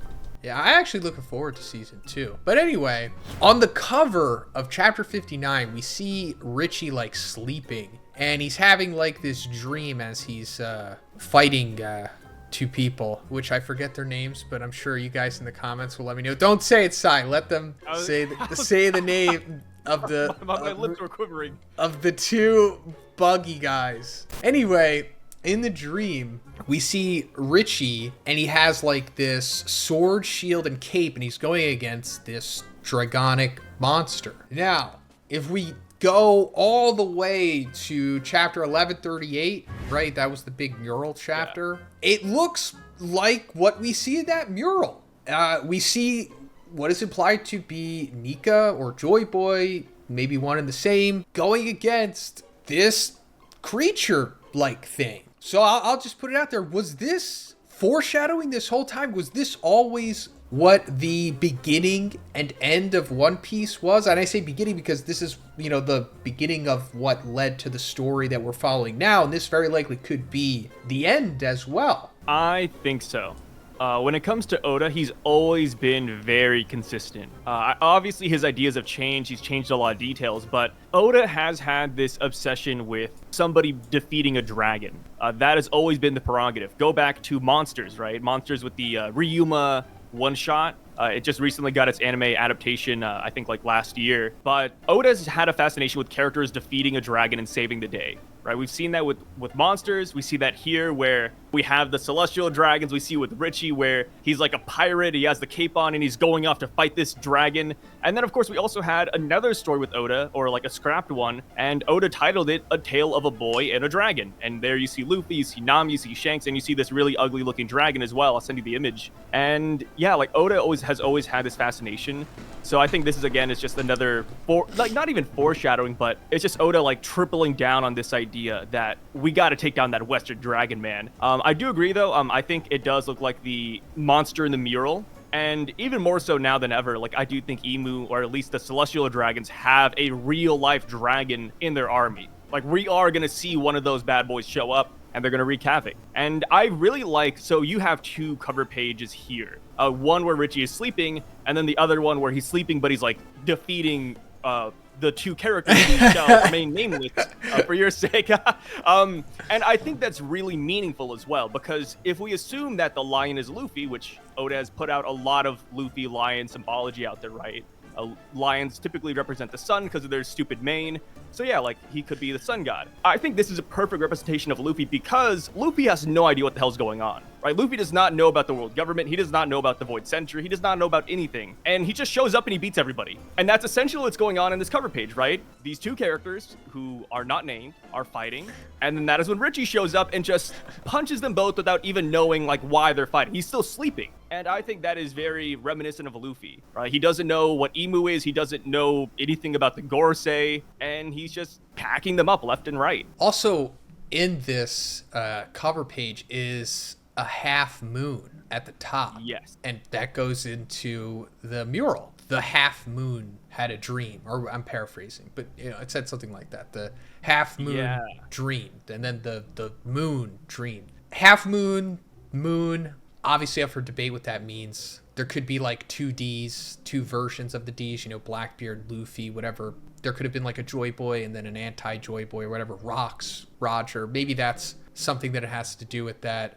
Even though they're not really associated with the moon, but it's, I don't know, maybe it could be the opposite. Maybe there's, you know, the celestial dragons are the moon and then there's something else analogous to that. I don't know. But it still, I think, ties into that. Oh, yeah. And there's also fire around Richie in his dream here with this dragon in the back. Maybe that has something to do with either what was going on back in the day with the Mother Flame or the ancient power source, or it could be tied into, like you said, I always assumed that Emu themselves were the dragon, but if that's not the case, they have like their own dragon or something like that. But still, pretty fascinating that it's like still connecting here, and it's like the sword and the shield. Does that mean that like Luffy's gonna get that, or is he just gonna stay straight fists? It's funny because like Luffy has had a weird obsession with knights and armor and swords even, right? In Wano, he picked up one of the swords from like Sukiyaki's house, and he just ran around with it. He didn't know how to use it. Yeah, he like punched somebody with it. Yeah, but he still liked swords. And then in Thriller Bark, he loved armor, right? He put on the armor at Thriller Bark, despite not knowing how to use it or, you know, properly putting it on. So I think Luffy could very well get a sword and a shield. Will he use it, though? I don't think so. Yeah. Or maybe it's like a, you know, people are saying it could be like, oh, Zoro's the sword and Sanji's the shield, which I don't think that's bad either. I think that'd be pretty cool. But, you know, building off of what you said a minute ago, I do think the Celestial Dragons will be the full moon people. Because if we're saying the D-Clan is the half moon, right? It looks like the half moon. I think the Celestial Dragon hoof, which is like, what, a circle in the 3 points or 4 points? The middle is just a circle, which would be the full moon. So I think they hit it in that symbol. Yeah, because I guess, yeah, the half moon is a D, if you really want it to be. Yeah. Yeah, that makes more sense. Yeah, and I never really talked to you actually yet about the mural itself, but when you saw it for the first time, did you have that takeaway that the big black dragonic, demonic thing is Emu, or at least in the second half of it, like when we see Nika, Joy Boy, like fighting against it, I'm pretty sure that is Emu, but like the one before that, the one that's like on top of the tree turning its head, I don't know what to make of that. Like, was that also Emu, or was that something before Emu that led to Emu making the fruit, maybe? I think it could both be an extension of Emu. Like, you know, thinking back to Film Red, which an interesting thing about Film Red is that the person who made it, obviously Oda was there, but the guy who directed it and wrote all the key notes for it, he knows the ending of One Piece. He knows what the One Piece is, the final fight and everything. He's Oda's right-hand man. And it's like, okay, like, we got this guy coming in. He knows everything. And he decided to introduce this demonic monster out of nowhere. I don't know if you watch Film Red, but there's like this crazy demon. Yeah, Musica something, yeah. Yeah. So I wonder if Emu's going to have a similar ability where Emu is this big, powerful guy, but he also has an actual demon right beside him.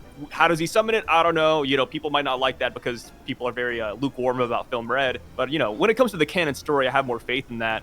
So I think it could just be two different things, like Emu on one end and then big, scary dragon monster that Emu controls on the other end. Yeah. That's how I see it. Yeah, that very likely could be a thing as well, because I'm still just, I guess everyone is unsure about what the timeline of the two things, what led to it. But yeah, I think in the end, to wrap this video up, this is for sure foreshadowing of what was in the past and what is to come.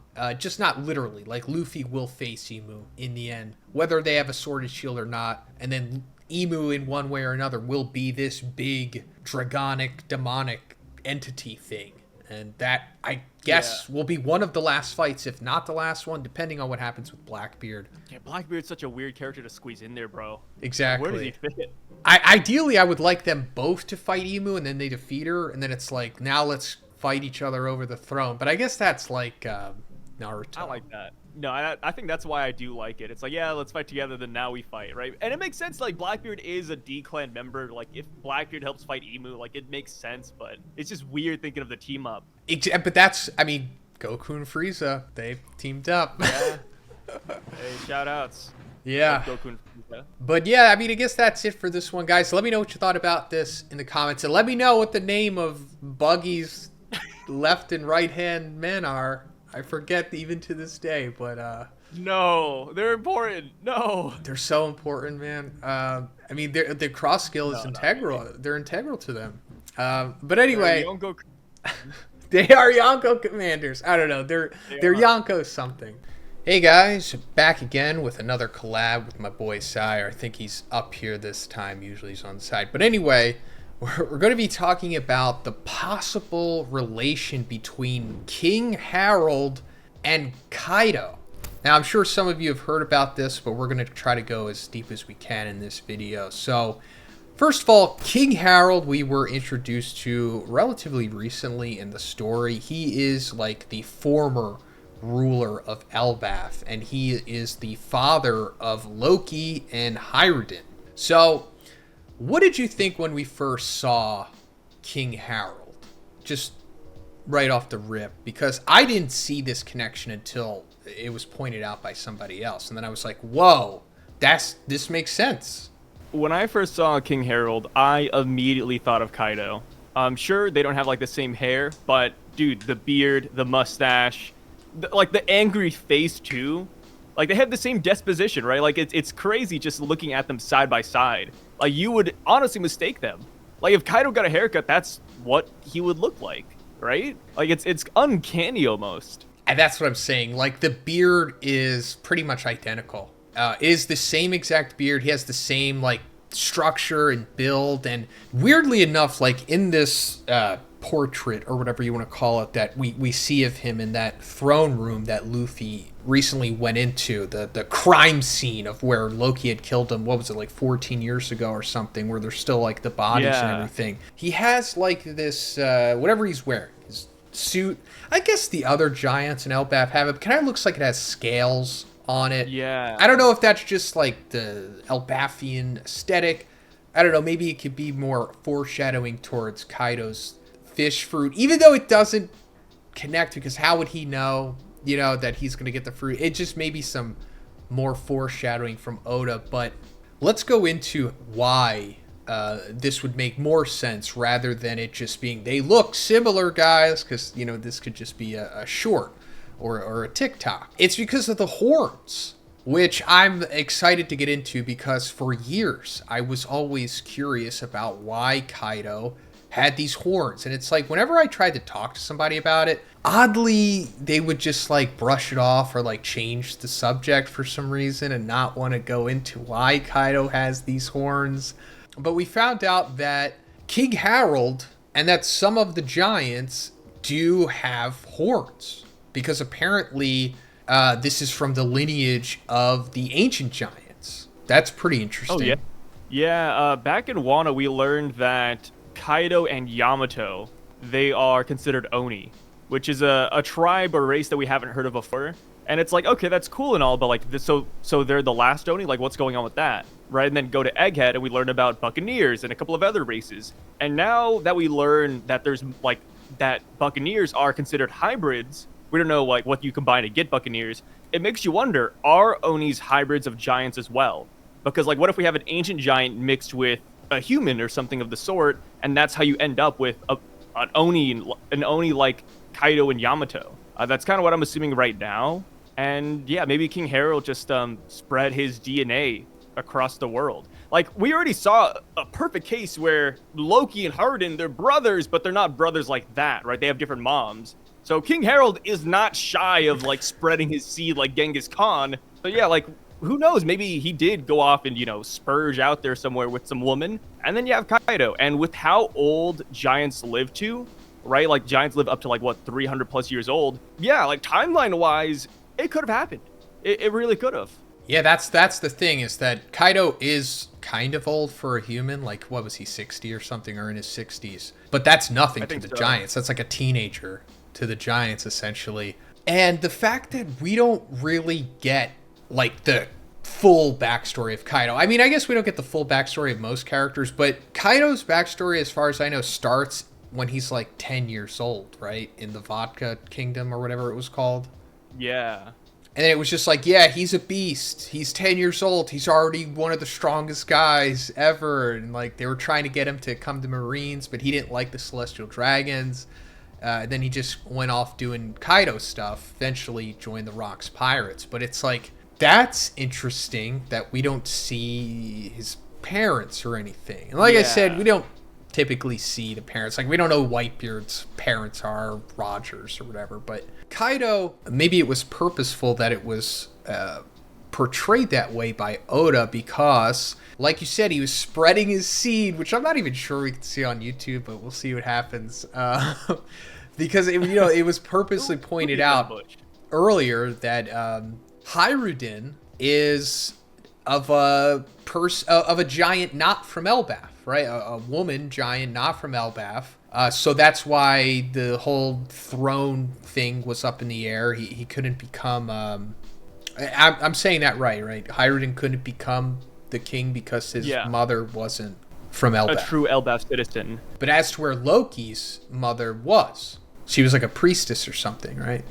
Oh, we don't know Loki's mom's occupation. Loki's mom was like the queen of Elbaf. Okay, yeah. Okay. I guess that's what it was. So that right there makes me think, okay, so he could have just went off and had a kid with a third person, or even a fourth. And like you said, Genghis Khan, that was one of the parallels that was always drawn to Kaido. It's like, oh, he's based off of Genghis Khan. He's resemblant of Genghis Khan in a way. So maybe it could go all the way back to Harold. And then where did like the whole ancient giant lineage come from in the first place? Because, like, as far as we could go back, at least from what we know, there's like ores, and then it's possible even before him. Like, what is the Oni? Okay, I'm sorry. Here's where I was trying to connect this to. Kaido took over Onigashima, right? And then there's like that huge skull on Onigashima with the horns, which it looks like an ancient giant, but it would be like the biggest ancient giant ever, right? I mean, it would be the biggest person ever in One Piece, right? Like, they would be bigger than Sanwan Wolf, this skull on Onigashima. Yeah, and the tough part is that I've seen a lot of people saying that it's a real skull, and I could see that, right? Like, somebody died and now their skull is this island. But there's also a chance that the skull is just built that way. Like, it could just be all rock. But we don't really know. We don't know the lore. Like you said, we don't know the lore of Onigashima as well, right? Like, it's kind of up in the air. But you're right, it does resemble ancient giants. I think it's very meaningful because if you look at Kaido and Yamato and compared to Oars and even Harold's horns, it's like it comes from the top of the head, which is very, like, distinct, right? Because we've seen other people with horns before, but typically they come from, like, the mouth, they come from the forehead. But no, Kaido, Yamato, Harold, they all share that one trait. And I think there is a good chance that Kaido has that ancient giant blood. And, you know, going back to Kaido's backstory, when he was 10 years old, he was a fighter. He was already fighting, and that is a trait of ancient giants, right? King Harold said that it's a fighting race, and he wanted to stop that. Well, we don't know what King Harold's all about yet, but he said he wanted to stop it, right? He doesn't look like a guy that would want to stop war. You see that guy? Oh, my God. Yeah, I'm stereotyping, but holy hell, he looks like a menace. Yeah, he frowns the same way Kaido does when Kaido's not drinking. Yeah. Isn't it crazy? Like, imagine taking a picture and putting it above the throne, and it's a picture where you're trying to say, oh, yeah, I want to spread peace and, you know, build a school. And that's your picture. You're frowning. Come on, dude. And then you got, like, scars on your head. What's going on here? Yeah, exactly. That's why, you know, I think there's, obviously, that goes more into why Loki took him out. But, you know, that's a whole topic for another time. But this would make even more sense, and I think it would be really cool to tie it all together, that Kaido is Loki's half-brother, and then Hiruden too, but Hiruden's obviously like the run of the litter. He's not strong, but Loki is like implied to be Yonko level, or at least was one of the Yonkos possibly in the past. You know, we don't know, but, you know, it's implied Shanks beat him and then became a Yonko, and it's like he's built up to be such a big, strong dude. It's like, okay, Kaido is that strong because he comes from this lineage, and he's like Loki's half-brother, which I think would be so cool. So fascinating. I just hope it doesn't lead to Kaido coming back. You know, we've talked about this a few times. I'm hoping Kaido's dead, but I'm thinking that you want him to come back. I want him to come back as a Kenpachi type of character where he's not, like, good and he's not bad. He's just there to fight. He's like, Luffy, it's time to battle again. You know, it's just something silly. But, you know, going off on that point, too, what I love about Kaido having this possible giant blood in him is that it would perfectly explain him and Big Mom's attack, right? Remember back on Onigashima, him and Big Mom did the iconic Doribrogi Ikaku Sovereignty, right? They came together, they used an attack. Zoro barely was able to block it. He broke like every bone in his body. And that's a giant attack. Big Mom grew up in Elbaf. That makes sense. And before that, we were like, oh, like, you know, Kaido, he's good friends with Big Mom. So yeah, maybe like they did this in the past and that's cool. But what if another reason why Kaido can do it is because he has that blood? You know, not just like, oh, like Big Mom taught him, but no. Kaido has that DNA. That's why he's able to use a giant attack with Big Mom. I think that'd be really cool. And, you know, I gotta say this, but if Kaido is the half-brother of Loki, man, dude, all that fighting DNA skipped a generation with Haruden. My God, that guy's a loser right now. I bet he'll look cool by the end of Elbaf, but based on Dressrosa, Haruden ain't looking too fire, man. You got Loki, possibly Kaido, and then Haruden. Oh, God. I know what brother we're making fun of. Yeah, no, exactly. Whoever that woman was, just, man, she didn't have the right genetics. Bones. But, I mean, it all checks out to me. I mean, we could go more into, like, why do some of the Flying Six have horns as well? But, I mean, you know, maybe Kaido saw that they were also Oni or had ancient giant blood in them, too, and then recruited them. Not really sure, but we can leave it off there. Kaido, possibly the half-brother of Loki and illegitimate son of King Harold. Real quick, I got something to add on, just a small tidbit. But another thing with Kaido is that it would explain why he had those really dumb idiots on his crew. The, what is it? They're called the Numbers. You remember them? The Numbers, the failed giant replications or something? They're failed ancient giant replications. They made no sense in Kaido's crew, but what if it's because Kaido felt like they were kindred spirits in a way? No, it makes sense to me, because why else would they be there? Why else would they be failed ancient giants? And the horns with Kaido and everything, he feels some kind of connection to them for sure. I didn't even think about that, but thank you for adding that. Hito Hito no Mi Model Daibutsu. or the human fruit. Sengoku's devil fruit makes him transform into an enormous golden Buddha. That's also what Daibutsu means, Buddha statue. It's also where Sengoku's nickname came from. Sure, it might not seem like much besides the towering size of it, but considering the golden coating Sengoku gains and the sheer range of the attacks, it starts to make sense why he became the fleet admiral. According to Marines who saw the transformation, it makes it glow a bright golden hue. That's blinding to look at. But what does it do?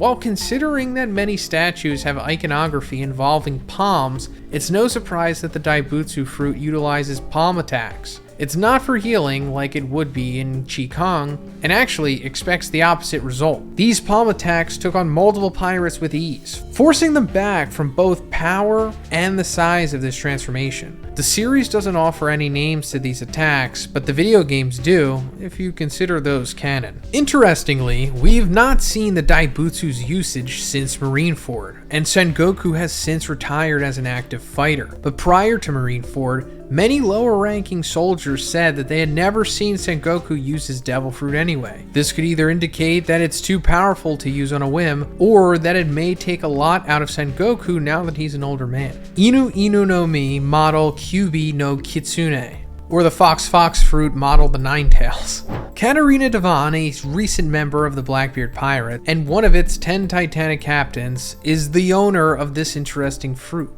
Like any other Zoan, it allows the user to transform into a full or hybrid version of its theme. In this case, that means a nine-tailed fox spirit, a popular part of Japanese culture. Since the main characteristic of those kinds of spirits is trickery, it comes as no surprise that this Kyubi fruit allows Katarina to mimic others and even their clothing if she chooses. Not much has been seen of the fox form yet, but we can assume that the Ninetales would come in handy for attacking and warding off attacks from multiple angles, just from their numbers. And seeing as Katarina was a heavily guarded prisoner at Impel Down, she probably has a few more tricks that she hasn't shown yet. Hito Hito no Mi model Nika. Ah yes, we've come to Luffy's surprising revelation. He's been using a mythical Zoan fruit rather than Paramecia all along. Not only is the Nika the most wanted fruit by the world government for 800 years, it was purposely mislabeled to avoid anyone wanting it or taking it. That is until Shanks eventually got his hands on it,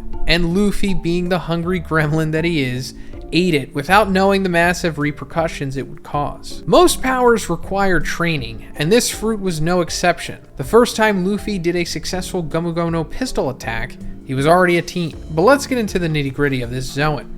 At its base form, the rubber effect it provides is always active.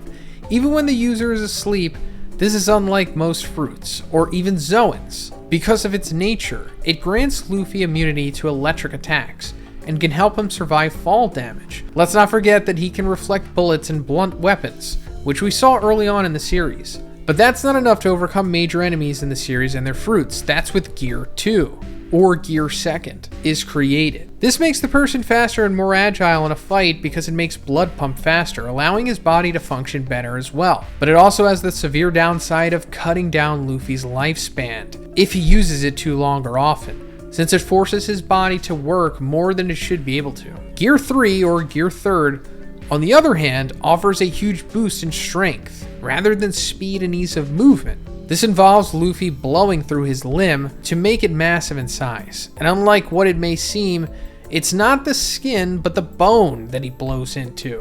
Afterwards, Luffy becomes tiny as a side effect of having made himself giant size for the duration of the fight. This effect lasts as long as the time he was in his huge form. The less time he uses it though, the faster he recovers. Next we have Gear 4, or Gear 4th, which involves modifying his entire body alongside Haki for specific situations, whether it be defense and power with Bound Man, and having control being the sacrifice for that boost in stats, or speed with Snake Man, where he loses the ability to block attacks. These forms are stronger than anything we've seen before. Then comes Luffy's astounding, fantastic, and hilarious awakening, which he names Gear 5, or Gear 5th, because he doesn't know any better. This form gives Luffy the ability to transform his rubber effect to others or objects, and acts more like a Paramecia fruit than a Zoan. it also happens to be a good means of entertainment in a way, which explains why it's so cartoonish and animated as a power. And let's not forget that it's related to the sun god Nika, and his goal of providing joy to everyone. The Nika fruit allows the user to create things from their imagination, like growing to the size of a certain dragon or becoming a part of the clouds.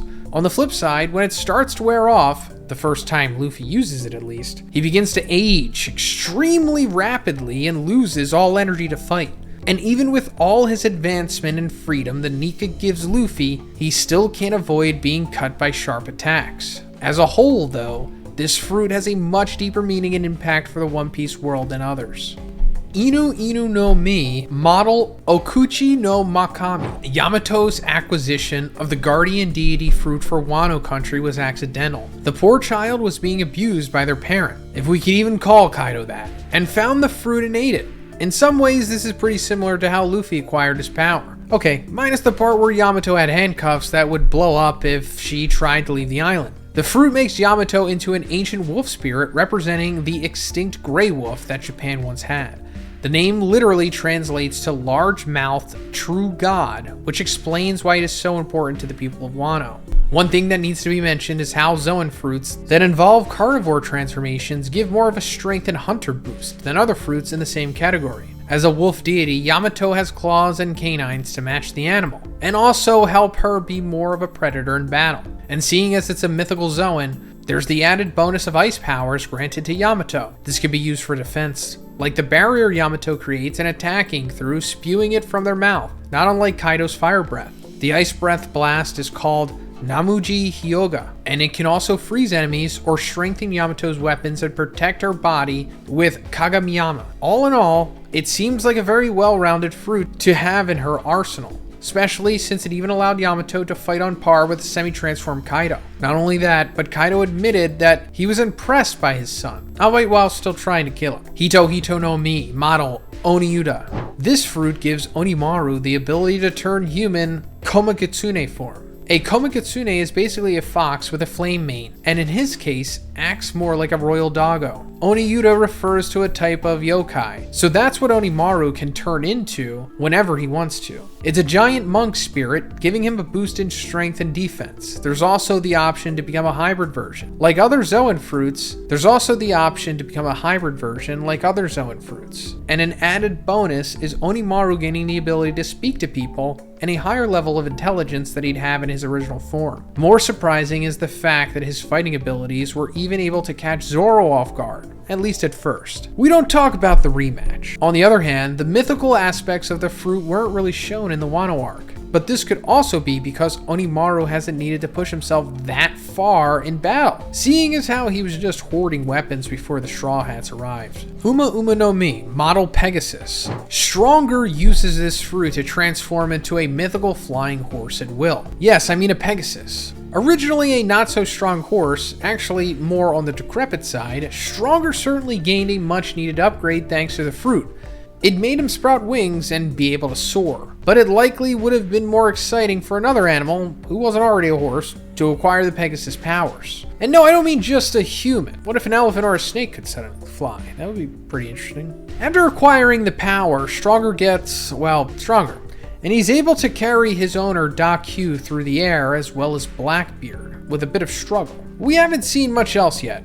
Tori Tori no Mi, model Phoenix. Marco, Whitebeard's former right-hand man before they disbanded, is the owner of this epic power. It not only enables a phoenix transformation, including large wings and sharp talons for feet, but makes him look cool as hell. In real life, blue fire is normally hotter than a red one, which could mean the phoenix fruit is stronger than the flame fruit, but it's not explicitly said. And it's still not as hot as magma, aka the fruit that Sakazuki is in possession of. But that doesn't matter because the main strength of having the phoenix fruit, not unlike the mythical bird and its revival techniques, is healing himself. So even in dire situations where Marco can't win and is fighting enemies stronger than he should, he can at least ensure his survival. It's even named Flames of Regeneration, so it makes makes sense that Marco would choose to be a doctor. All it takes is popping out his blue fire and the healing begins. Worst case scenario, flying away can help him avoid a particularly bad situation, or just overcome the main devil fruit weakness of seawater, and the phoenix fruit apparently grants very high speed flight. Uo Uo no Mi model Seiryu. The Seiryu fruit is the source of Kaido's unbelievably powerful dragon transformation.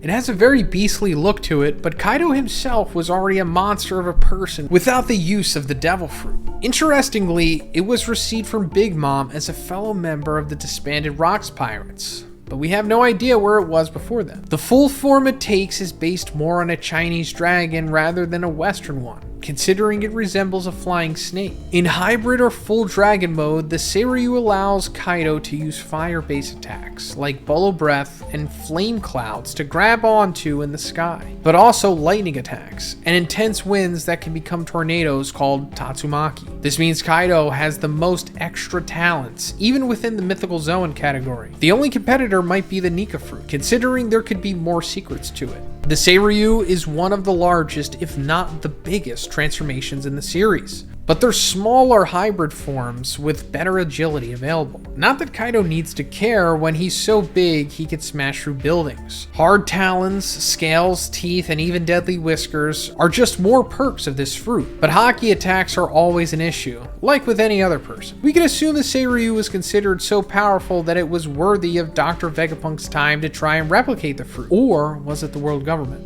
It was a success, minus a single defect, being pink. That didn't stop a small boy from munching on it. So far, Momonosuke doesn't have the same level of control or experience with the fruit, but he at least knows how to replicate the Bolo Breath, which is an important part of the Seiryu's kit. Hebi no Mi, model Yamato no Orochi. Kurozumi Orochi was the proud owner of this fruit, offering the user the chance to keep living after making terrible mistakes. It's like it was made for just such a skeevy person like him. It even has his name. But anyway, not only can someone be killed multiple times and still keep kicking, it takes 8 times total for the consumer to finally permanently die. In full transformation, the snakeheads are fully independent and therefore can strike enemies or grab them in their mouths of their own volition. In other words, it's not just the main head you have to worry about facing, but all the rest too. On the other hand, once a head is chopped off, it can't come back again. But let's not overlook the fact that it's not a normal sized snake, but a monstrous one with enhanced strength and durability. This enables the body to cover a wide range with multiple heads attacking and guarding at once. And like I mentioned, even if one head is lost, the fight goes on. And it doesn't even need to be in snake form for that skill to work. Can you imagine if someone as scary strong as Kaido had gotten their hands on this fruit first?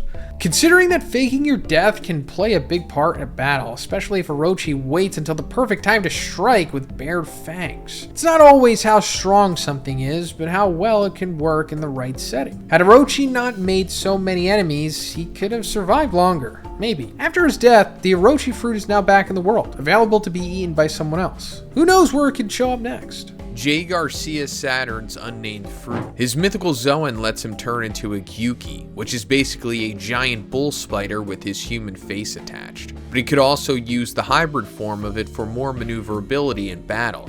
Even having awakened his Zoan, Saturn was able to keep his sense of self, which is a struggle for some. Besides being big enough to hold someone in his hand and tower over Kuma, who is much bigger than a normal human, Saturn's fruit gave him more perks. He had venom on the ends of his legs that could melt through trees, and moved with ease considering his form and amount of legs. And if it wasn't enough, he could stab opponents with them. Also, he could spit out poison explosions, because why not? And he figured out how to use his spider legs to fly like a helicopter. Shepherd Jupiter's unnamed fruit. Jupiter's mythical Zoan allows him to change into a sandworm, like something straight out of Dune. In that monstrous form, Peter can eat up his surroundings and keep his mental state/control just like Saturn could. Being as big as he becomes, the fruit offers him an extremely durable body, as well as making it easy to swallow his enemies. Even Sabo's flame attacks had no effect, much like with the other elders. To the surprise of no one, Jupiter's giant worm mouth can create a vacuum effect so strong that even giants struggle to avoid it. But large objects can be used to block him in the same way, Likewise, his body being made up of mainly a giant mouth allows him to chew through the hardest of objects like metal. And though people thought Peter's Zhoniin made him practically immortal, it was mainly due to his extreme regeneration ability.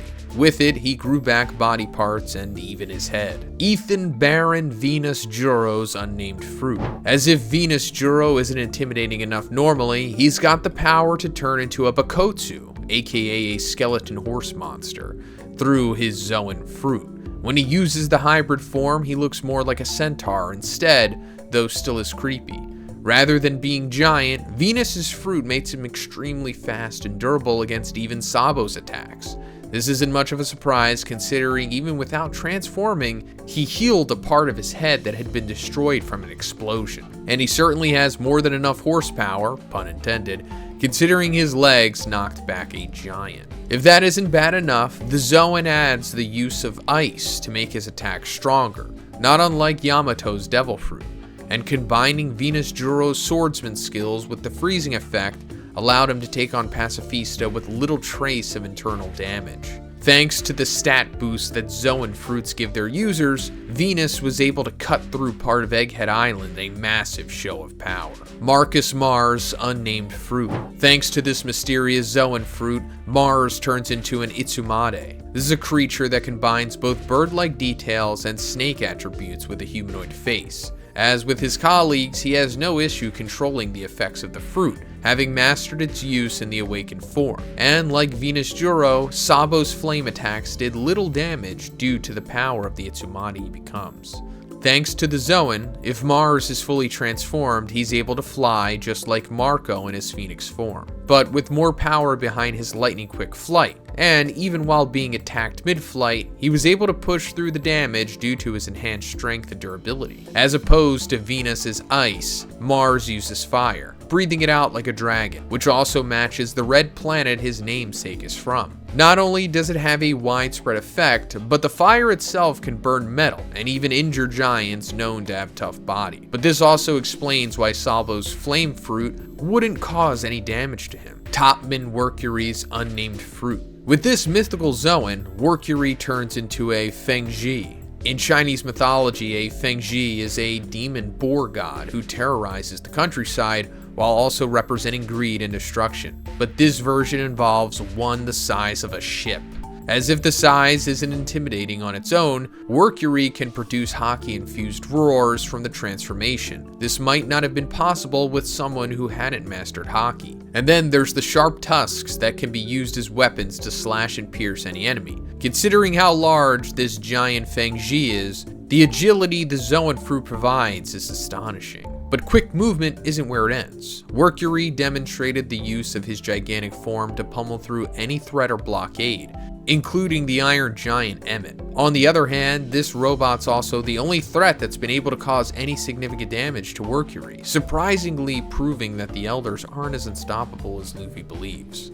But yet again, Sabo's fire attacks did barely anything to Workury, which is expected from a mythical Zhoniin and its ability to enhance all stats. Even worse is the red rock that Luffy used, causing his hand to be hurt instead of Workury in his tough flesh. This is especially shocking since Luffy's red rock did a number on Kaido, who was known to be practically indestructible. Figureland Shamrock's unnamed Cerberus fruit. The implied Cerberus mythical Zhoniin devil fruit was eaten by Shamrock Figureland's sword. Untransformed, the Cerberus is a saber, but while fully transformed, the Cerberus takes on the form of a giant monstrous dog with 3 heads and sharp teeth. While its beast form is active, the Cerberus maintains a physical connection to its original sword form through a black smoke-like substance coming from the blade. So far, we've seen it's able to do Scramble, where the Cerberus detaches its 3 heads from its main body, making them fly